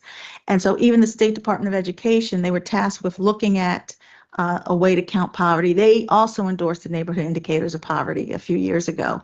But unfortunately, the state did not want to use the Neighborhood Indicators of Poverty because it would have cost the state about an additional $300 million. And if you recall, the state a few years ago, last year had a $761 million gap. We have a $1 billion gap this year. We still need to push to find a way to count poverty. Last year we were successful in having the Enough Act include language in there that requires the Governor's Office of Children to look at the Neighborhood Indicators of Poverty and figure out the best way to count poverty. And they're supposed to have a recommendation by October of 2025. I believe that's the thing. I think it's October. I'm gonna have to get back to the date. I believe it's October. October 1st, 2025, of the best way and recommendations to count poverty. And so while it's not really a legislative action, but it's something that we really need to keep an eye on, that the governor's office was just newly put together over the last year. And so now we have to make sure that this is something that actually is beneficial for all, and including, especially for our kids.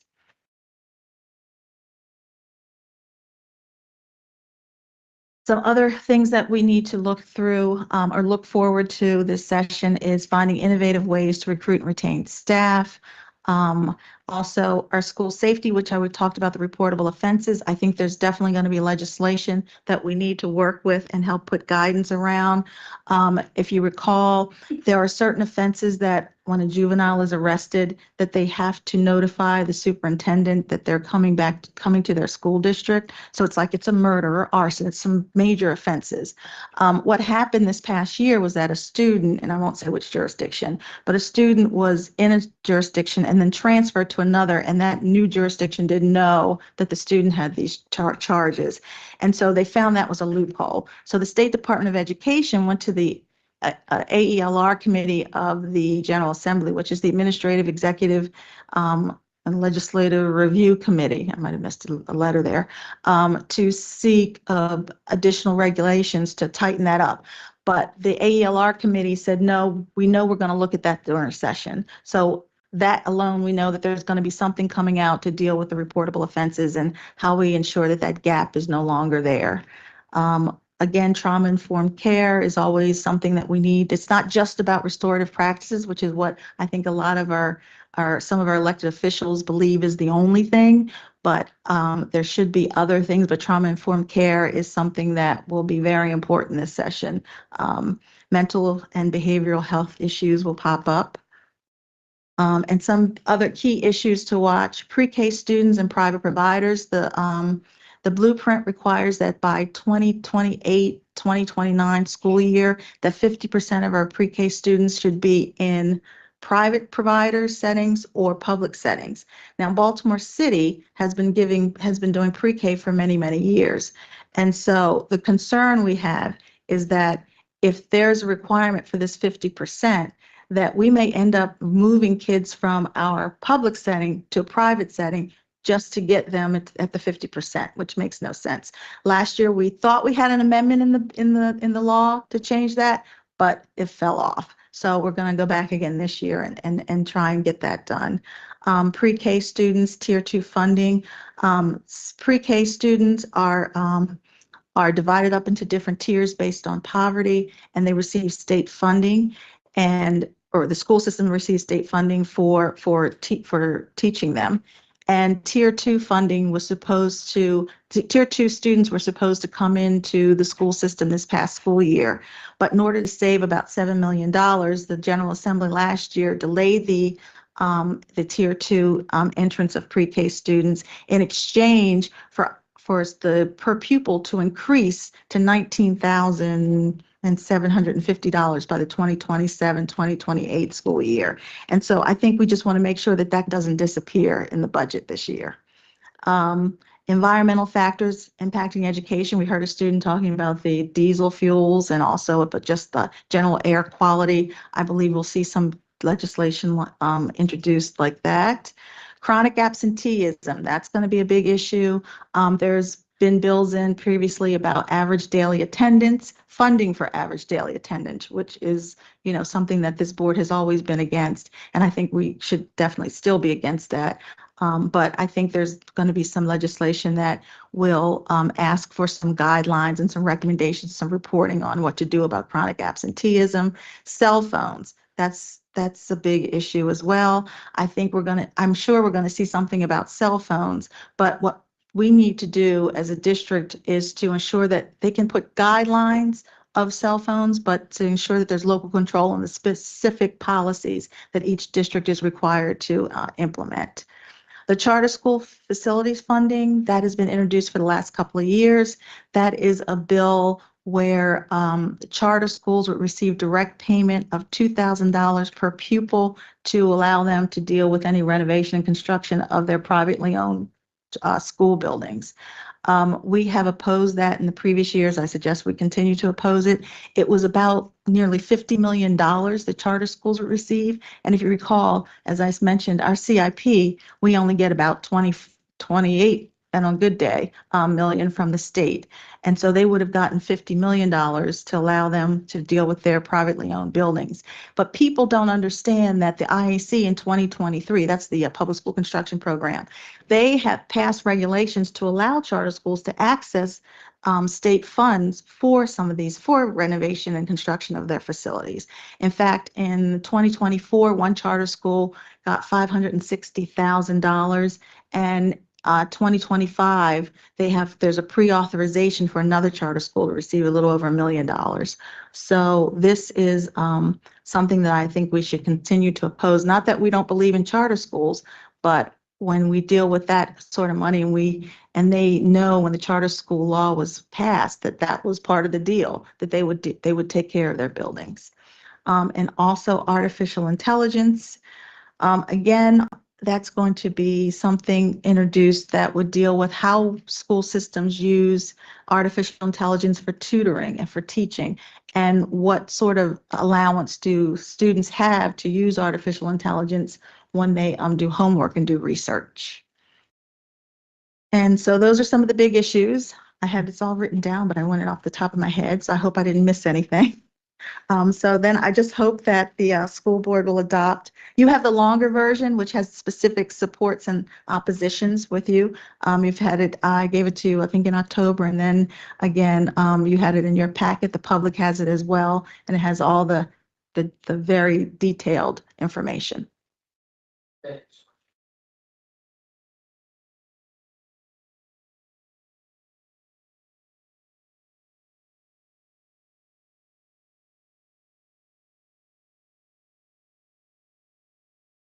I want to start off by saying thank you.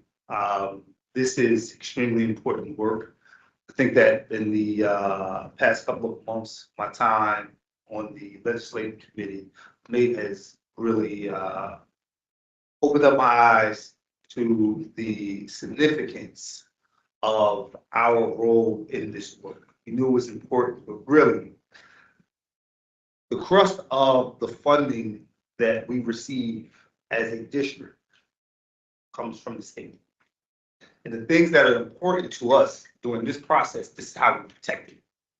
So I want to encourage us to spend time with these legislative efforts that have been brought before us, because there are efforts to take our funds away. We often talk about our poverty dollars, which those are it's very obvious that those dollars are at constant threat by the advocacy of other districts, that we have a role and responsibility to protect those dollars. But there are other dollars that those other ELAs are after as well. So I just want to highlight the importance of this. I want to thank you for your leadership in this work, and I look forward to supporting you in it, both on the legislative committee and this year in Annapolis. Thank you, Commissioner Mahmoud. Commissioner Vollinger? Thanks. I just had a couple questions. First of all, thank you for the presentation and for your work on our legislative agenda. One is just a quick clarifying question. So I heard a couple numbers tossed around for CIP, just going back to the state capital budget. I know you said we got about 28 million last year. What's the total? I heard two different figures for the total. What's typically the total? The request was 169 million this year. And generally we get around $28 million from the state. And do we think, what is your anticipation around? It'll probably be about the same. I don't think it'll be any higher. No. And then I just want to make sure I'm understanding our position on reportable offenses. So is the position that we support reportable offenses for certain offenses? What can you clarify what exactly we are? The reportable offenses, I'm sorry, I don't want to cut you off. The reportable offenses are already in the law. They are already stipulated. I think what I was trying to say is that will be an issue this session. Without seeing the actual legislation, it's hard to say what it will be, but I believe that there has to be an effort to ensure that local school districts aren't used as a liability and point the finger at the school districts as saying you didn't do this, because we have to be notified. And so there should be, maybe it's Department of Juvenile Services, maybe it's I don't know, some other entity. They should notify school districts. It shouldn't be just Baltimore, or in our case, Baltimore City shouldn't be the ones on the ones told that you didn't do it. I see. But the legislative effort is likely going to be focused on fixing the loophole that. Yes. Okay. Yes. Commissioner Slater-Harrington? Sure, thank you, Chair. Thank you, Dewan, for comprehensive. And you did that off the top of your head. But I wanted to. I've been doing it a long time. I want to take a moment. Council Brady School recently on our call talked about what could be happening federally. And I just wanted, while we don't know what is coming, there have been some forecasts. And I just wanted to take a point of privilege to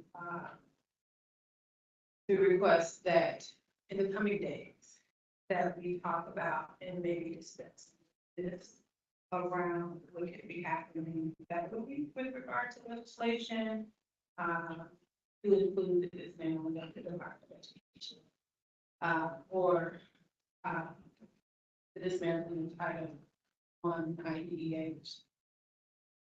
It's not, but I think that there's a lot of conjecture that is happening in the public sphere, and I think it's important that we as a district be able to bring our stakeholders along with us on this journey, because while you're talking about state session, there certainly is federal implications for our work moving forward, and we should just bring along our stakeholders on that journey. And for the dismantling of the Department of Education, I mean, I was young, but I do remember and that Ronald Reagan wanted to do that as well. And that didn't happen. I think we could see a scaling back of the Department of Ed, but I don't think there's going to be a complete removal of the Department of Education or Title I.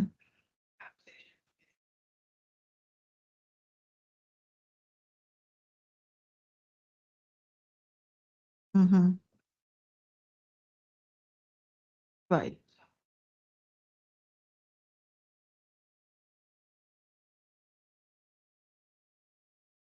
And the angst. Yeah. Mm-hmm. Mm-hmm. Yes. Thank you, Commissioner. Is there any additional comments this evening? Hearing none, is there a motion to adopt the legislative platform for 2025? So moved, Bob. Thank you, Commissioner Mohammed. Is there a second? Second, Esposito. Thank you, Commissioner Esposito. All in favor? Commissioner Ames Messenger. Yes. Hey, Commissioner Boyd. Yes. Commissioner Esposito. Yes. Commissioner Kenyatta Bay is along with us. Commissioner Mohammed. Yes. Commissioner Reagan Olinger. Yes. Commissioner Slater Harrington. And I am in favor. Any opposed? Oh, is Commissioner Ritz with us? Nope. Okay. I don't think so this evening. Any opposed? This motion passes. Before we vote on the remainder of the consent agenda this evening, I just want to go back to clarify the record. I may need some friends here to help make sure we've got this correct. So 12.01 is supposed to be the social studies weekly. Excuse me, I'm sorry, 12.01 should be the Children's Guild contract and 12.02 should be studies weekly social studies. Is that correct? Great, thank you so much. I just want to make sure the record was complete and correct. Is there a motion to approve the remaining consent agenda? Thank you. Ames Messenger so moved. I'll take Ames Messenger as a second. All in favor, Commissioner Messenger, Yes. Commissioner Coyle, Yes. Commissioner Esposito, Yes. Commissioner Mohammed, Yes. Commissioner Reagan Lollinger, Yes. Commissioner Slater Harrington. And I'm in favor. Is there any opposed? That motion passes. Before we move on, back to item 9.04, the third-party billing item, the board would like to express its support and excitement for the third-party billing supplemental appropriation request that was shared during November's operation committee meeting and ultimately approved tonight through our consent agenda. This approval speaks directly to the need for our investment in our most vulnerable students, those with disabilities, and those needing mental health supports. This release of the third-party billing funds will enable the district to provide all schools with a direct application of funding to support and deepen special education support and services. Secondarily, this expands our mental health supports to students by nearly doubling our investment in expanded school behavioral health services. We as a board want to thank the third-party billing and finance team, as well as the academic and special education staff that work on this proposal. Look forward to hearing about the impact of these investments in future board meetings. Thank you again for the thoughtful work on behalf of our students and our schools. We are going to move forward to item 10.01 for presentation, information discussion on the administrative modernization project.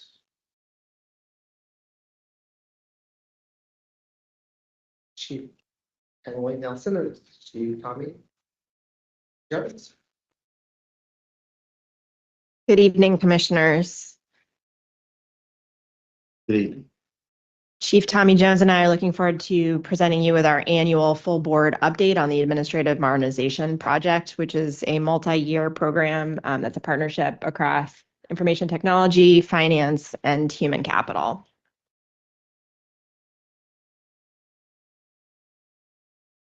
And sorry, I thought the slides were going to be shared. Do you need one of us to share the slides?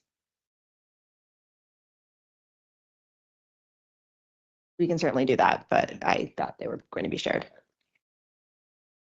Emily, I can queue them up for you. Great, thank you.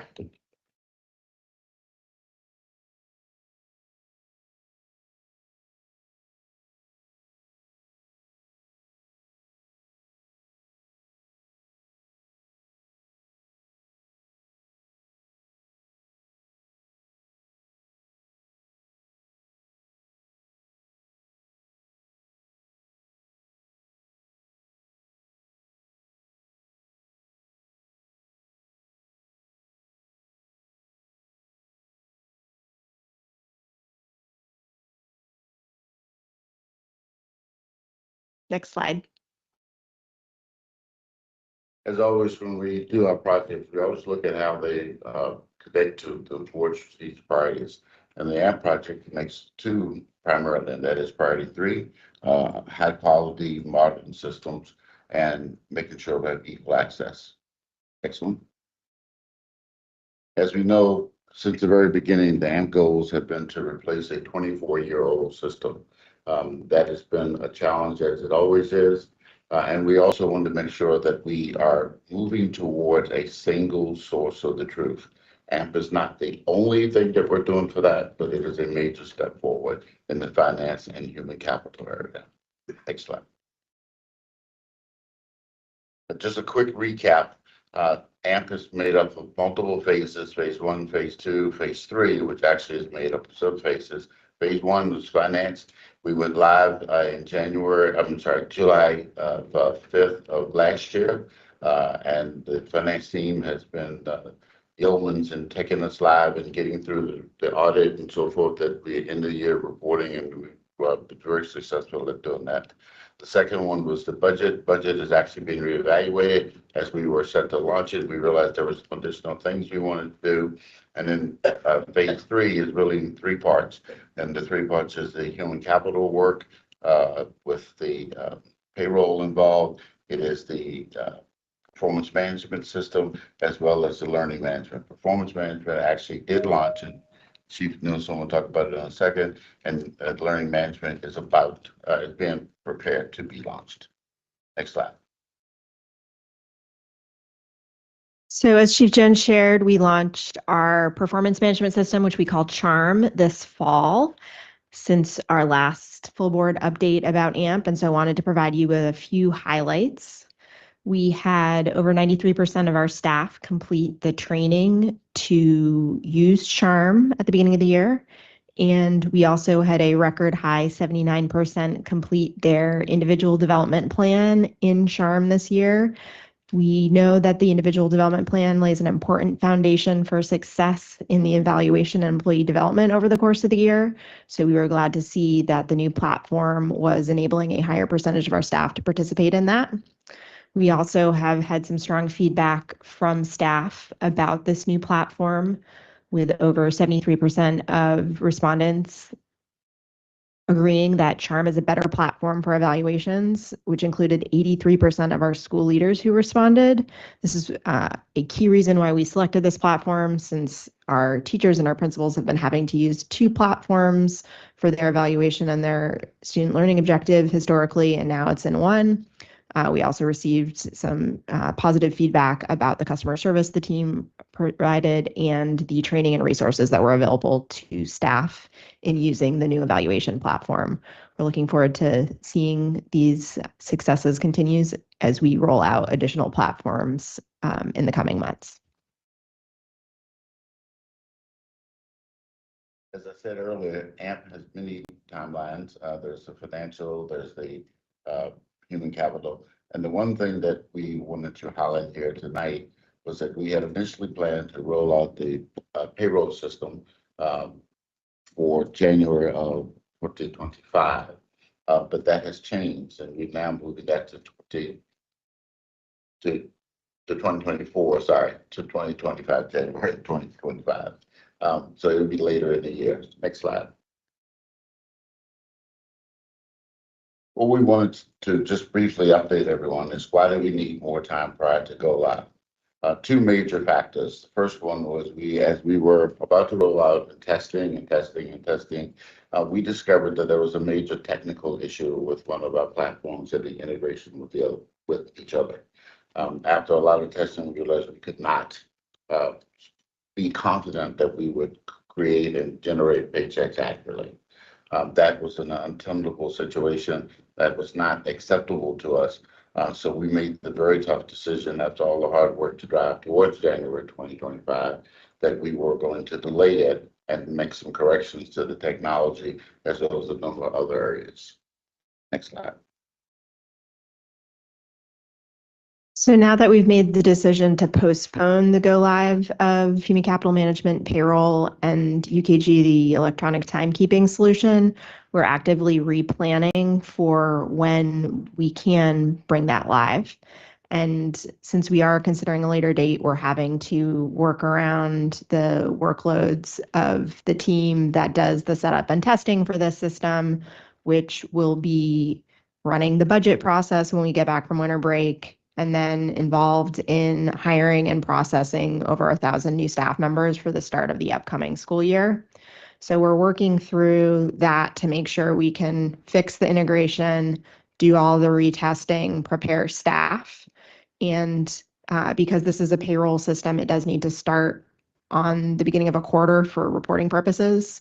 So we're looking at either a July 1st, October 1st, or January 1st start date instead of the January 1st, 2025.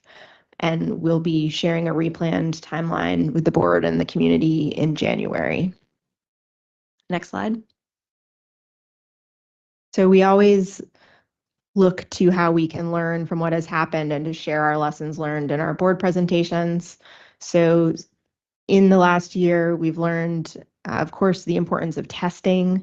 It was through testing extensively that we knew that we weren't ready to go with the payroll and timekeeping.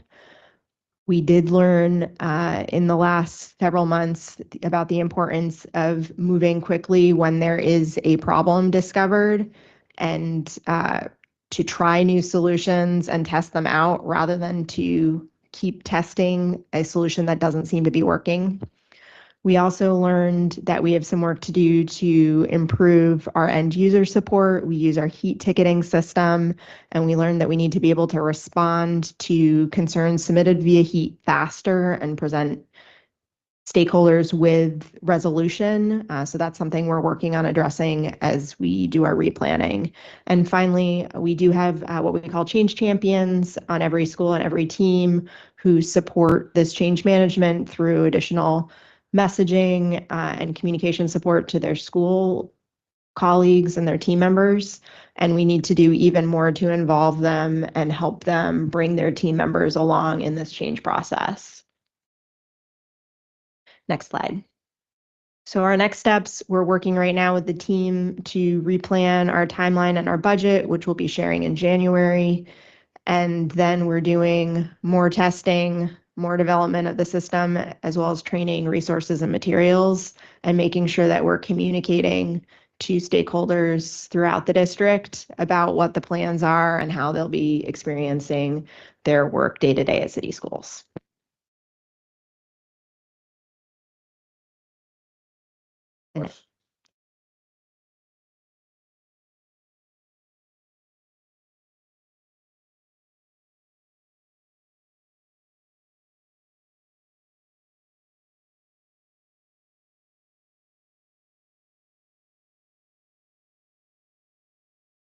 That it's beneficial for us that when we see a problem early on, we don't wait for the problem to fix itself.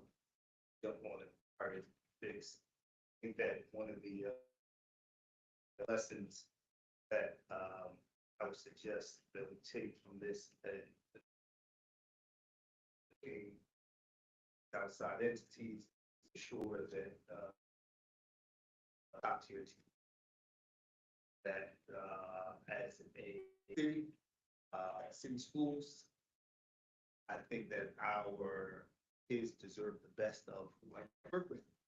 So we identify a partner that's best of them. Question would be around costs. Now, talking about pushing this back, and there are some potential costs that may come along with this.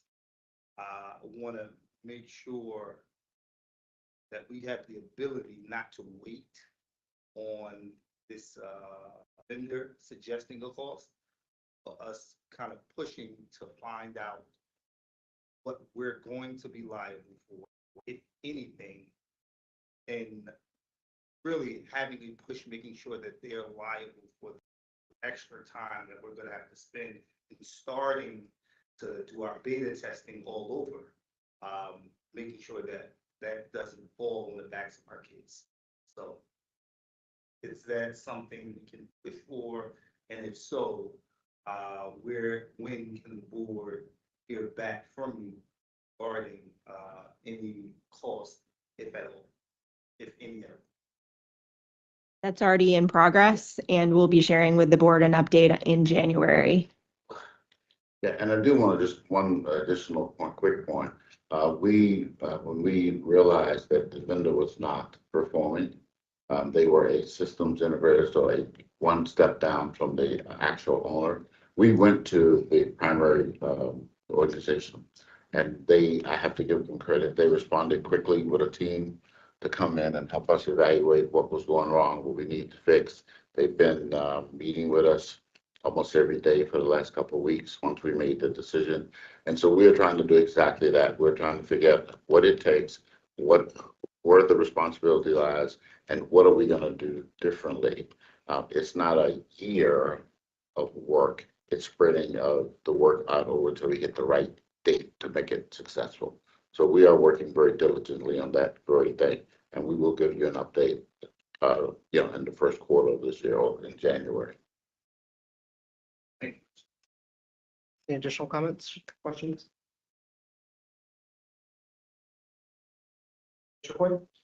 Yeah, I just want to say thank you for the transparency and the conversation around lessons and learning. It certainly is something that, so many teachers rely on and school-based staff, and wanting to know that you all are working to get it right really matters. So thank you for that vulnerability and that conversation here tonight. Thank you. Thank you. Thank you so much. We appreciate it. Thank you. Time this evening and the presentation. We're going to move forward to the Office of New Initiatives for our next two items, so operator waiver and cap request, and going into our next item, which is annual review for Newsong.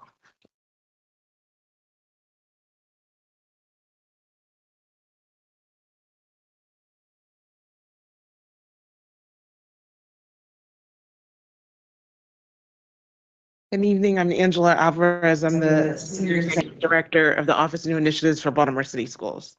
Good evening. My name is Tiffany Young, Specialist, Office of New Initiatives.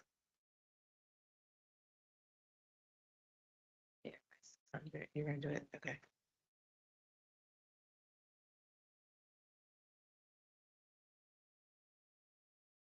All right, so tonight we're presenting operator waiver and cap requests. On a biannual basis, school operators can make requests to make changes to their contract. So with that, I'm going to turn over to Tiffany, who's going to walk us through the requests. So we'll start with our board priority connections, which would be priority 5 and priority 6. And just to give an overview of what waiver request process looks like, waiver requests cover waivers of district policy, major changes to academic or other school programming, changes to enrollment and capacity. Opportunities for requests happen in 2 windows, which would be fall and spring. Requests can also be made as a part of the renewal application. Requests that are made as a part of the renewal application are considered separately from the application itself and are voted on after the renewal vote. Key considerations in this process are rationale for how change meets a school need, evidence of demand, stakeholder engagement, quality of school programming, and the capacity to implement it, which can include anything from staffing, facility, etc. Our waiver timeline starts when the school submits a request that begins on November 1st. Requests vetted by our office and key offices happen between November and January 2025. Requests presented to the board for information is happening right now. We're in tonight on the timeline. And then next in January, the Charter and Operator-led School Advisory Board considers the request and provides advice to the CEO. And then on January 28th, the CEO's recommendation is going to be presented to the Board of School Commissioners for a vote. So we'll start with our geographic attendance area waiver request that we've received. It comes from Green Street Academy School number 377. They are requesting a geographic attendance waiver. They are operated by Green Street Academy, Inc. They're in a current contract term from 2024 to 2029. The grade configuration is 6th through 12th grade. Green Street Academy is requesting a geographic attendance waiver, citing the potential to address lower than expected enrollment and chronic attendance challenges among scholars living outside of the geographical attendance area. Green Street Academy also indicates that the waiver could support stronger partnerships with feeder schools through joint programming. The school states that if granted, the waiver would allow for priority placement of scholars within the geographic attendance area, which they believe could enhance engagement with families in nearby communities. And just one more thing before we move off of Green Street, just so we're super clear for members of the public, this would be establishing a geographic area where people who live in that area would get preference in the lottery and be more likely to get seats. So that's what the request is, to be able to establish a geography around the surrounding school community to give preference for seats into the school to those communities, just to be super clear. And so we'll move into enrollment waiver requests that we've received. First, we have Bard High School, school number 362. They have submitted a request to modify their admissions process operated by Bard College. Contract current term is 2020 to 2025 with a grade configuration of 9th through 12th grade. Bard has submitted a request to modify their admissions process to include a review of applicants' attendance records. Bard states that this change would help support students academically and would position students for success in high school and college level coursework. This school is in the renewal process currently and is recommended for a 3-year contract renewal pending board approval. Next up, we have the Tunbridge School, school number 373. They are requesting an enrollment cap increase from 455 students to 478 students. They are operated by AFIA Baltimore, Inc. in a current contract term from 2020 to 2025 with a grade configuration of pre-K through 8th grade. Tunbridge requests an enrollment cap increase from 455 students, which excludes their pre-K of 20, to 478. Tunbridge asserts that this increase would provide more seats to the community and offer greater financial flexibility to address the school's needs. Their plan includes adding more seats in the middle school and increasing enrollment in elementary grades.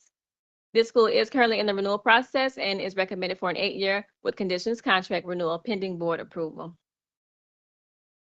Just to kind of show what this might look like, the last few years of the contract proposed that they're up for renewal right now is shown on the screen, and it's going to look the same throughout the contract if approved, with the approved cap of 455 students, the requested cap change of 478, with the difference being 23. And that's it for our waivers. Are there any questions, comments? Great. Let me defer to my colleagues for any questions they may have this evening. Thank you. Thank you for this. A question on Green Street and then also a question on Bard. What is the anticipated impact on the socioeconomic makeup of the school if the waiver is granted? What do you have sort of an analysis of the area and how it would impact? Not yet. So that's part of the vetting process where we're kind of still beginning. So when we come back at the end of January, it'll be with a full recommendation that reviews all of those kinds of considerations. Thanks. I'm getting ahead of it. The second question is about Bard.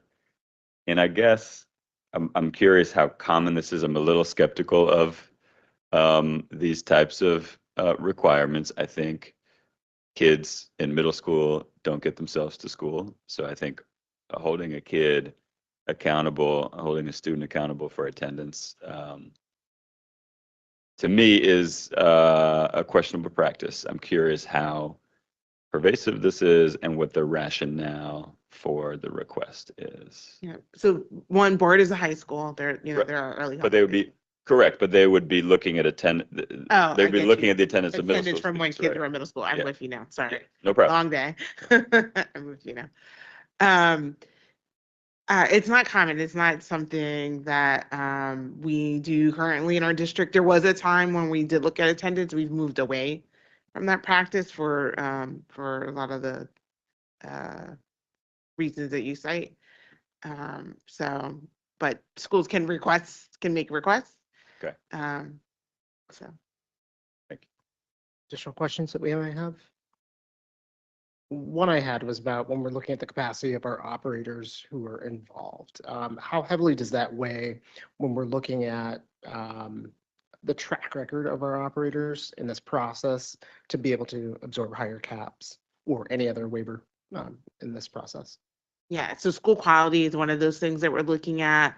And that whole capacity goes into like, could they handle more students? What's the climate like? Like, what are these other indicators? As well as what's their staffing plan? Do they have a realistic plan to be able to sort of address that? So all of that kind of factors into the evaluation.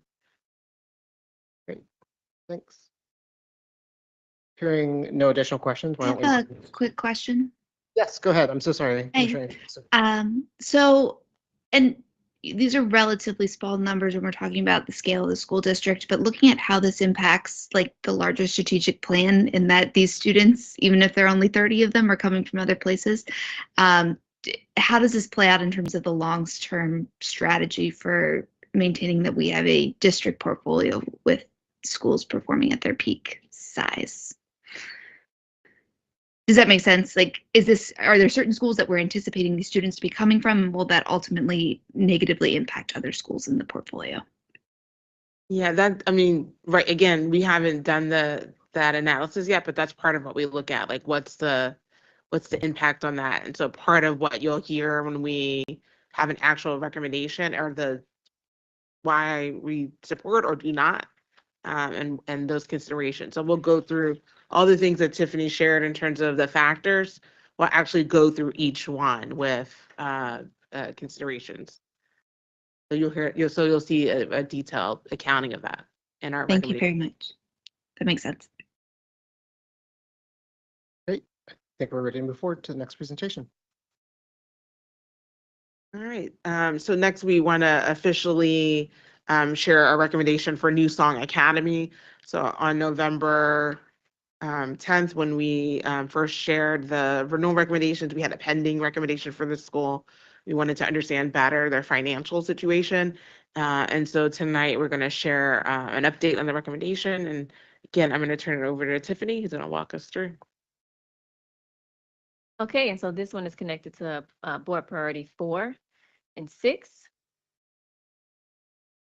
Just an overview of the operator renewal process, again, for those of us joining us tonight. It was developed in 2012 by a stakeholder working group, which included school operators, supporting public school of choice, Maryland Charter Schools Network, and City Springs City School staff. Renewal is a process to review performance of operator-led schools, including charter, contract, and transformation schools.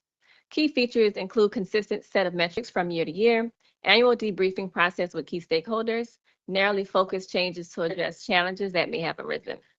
18 schools are currently going through the renewal process in 2024-2025. Renewal occurs in the penultimate year of a school's operating agreement, and the following recommendations can be made to the board on terms of its next agreement. Partial renewal, which is 3 years, full renewal of 5 years, extended renewal 8 years for schools with a history of multiple successful prior renewals, and also non-renewal and possible school closure. The operator renewal process, here's an overview of it. We first start with a review of that's conducted by the Charter and Operator-led Advisory Board, which includes members that represent the community organizations, nonprofits, school operators, and district representatives. A second level of review happens with our CEO and administrative review that considers the advisory board's recommendations, the qualitative and quantitative review, and a thorough administrative review. Then from that, a final recommendation is made to the board.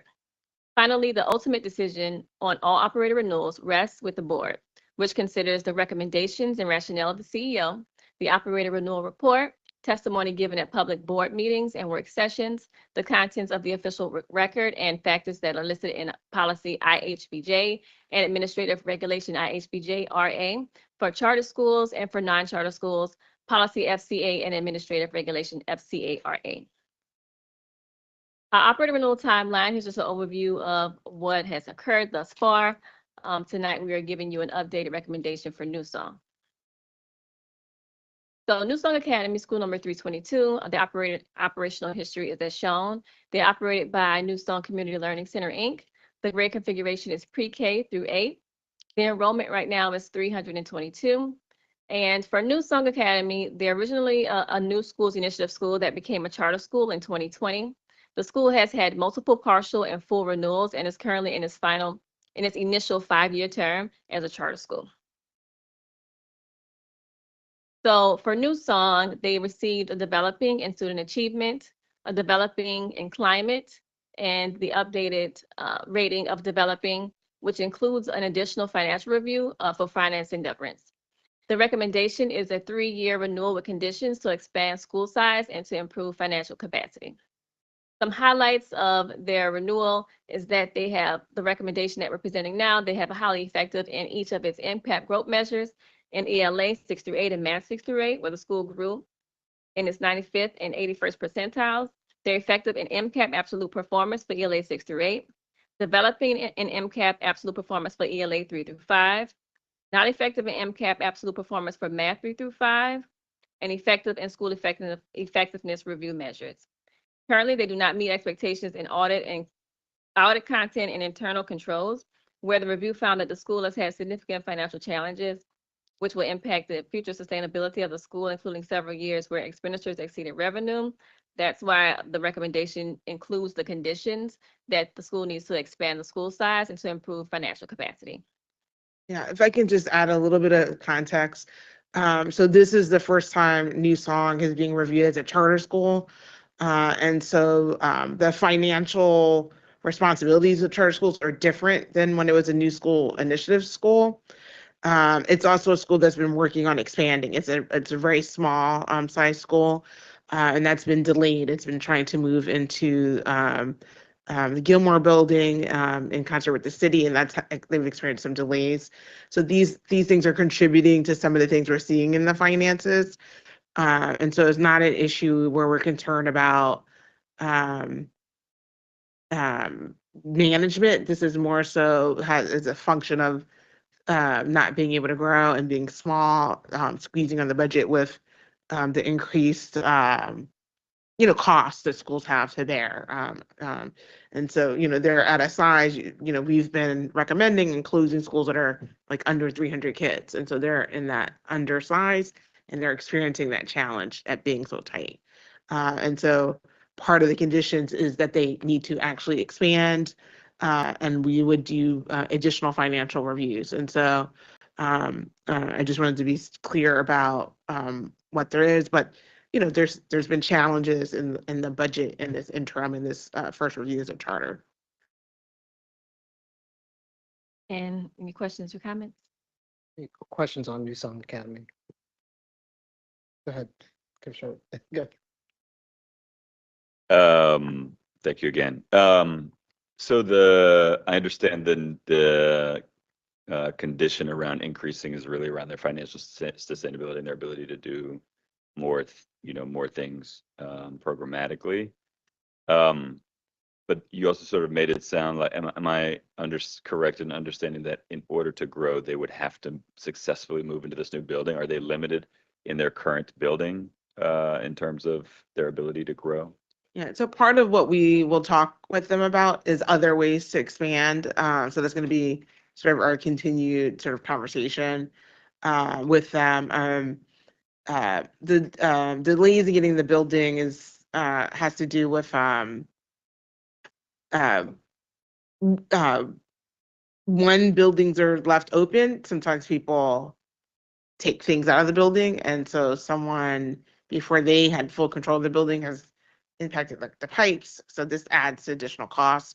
So I think we have to be creative with them, but I think we have like a path forward or clear path forward.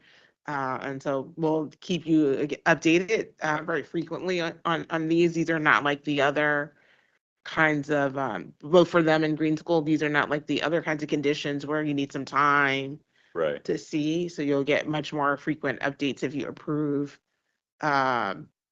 this contract with the conditions that we're recommending. Sounds good. I was cognizant of trying not to set people up to fail. Is this a feasible thing for them to achieve? We would not recommend continuing. We didn't think we had a feasible path forward. Okay. Yep.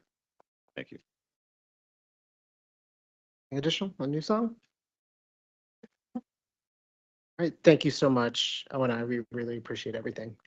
especially recognizing this is a heavy lift this time of year. We appreciate just the thorough updates, the organization of the process, ensuring that we're well informed as board commissioners and are able to make our decisions on the process. So thank you. Thank you.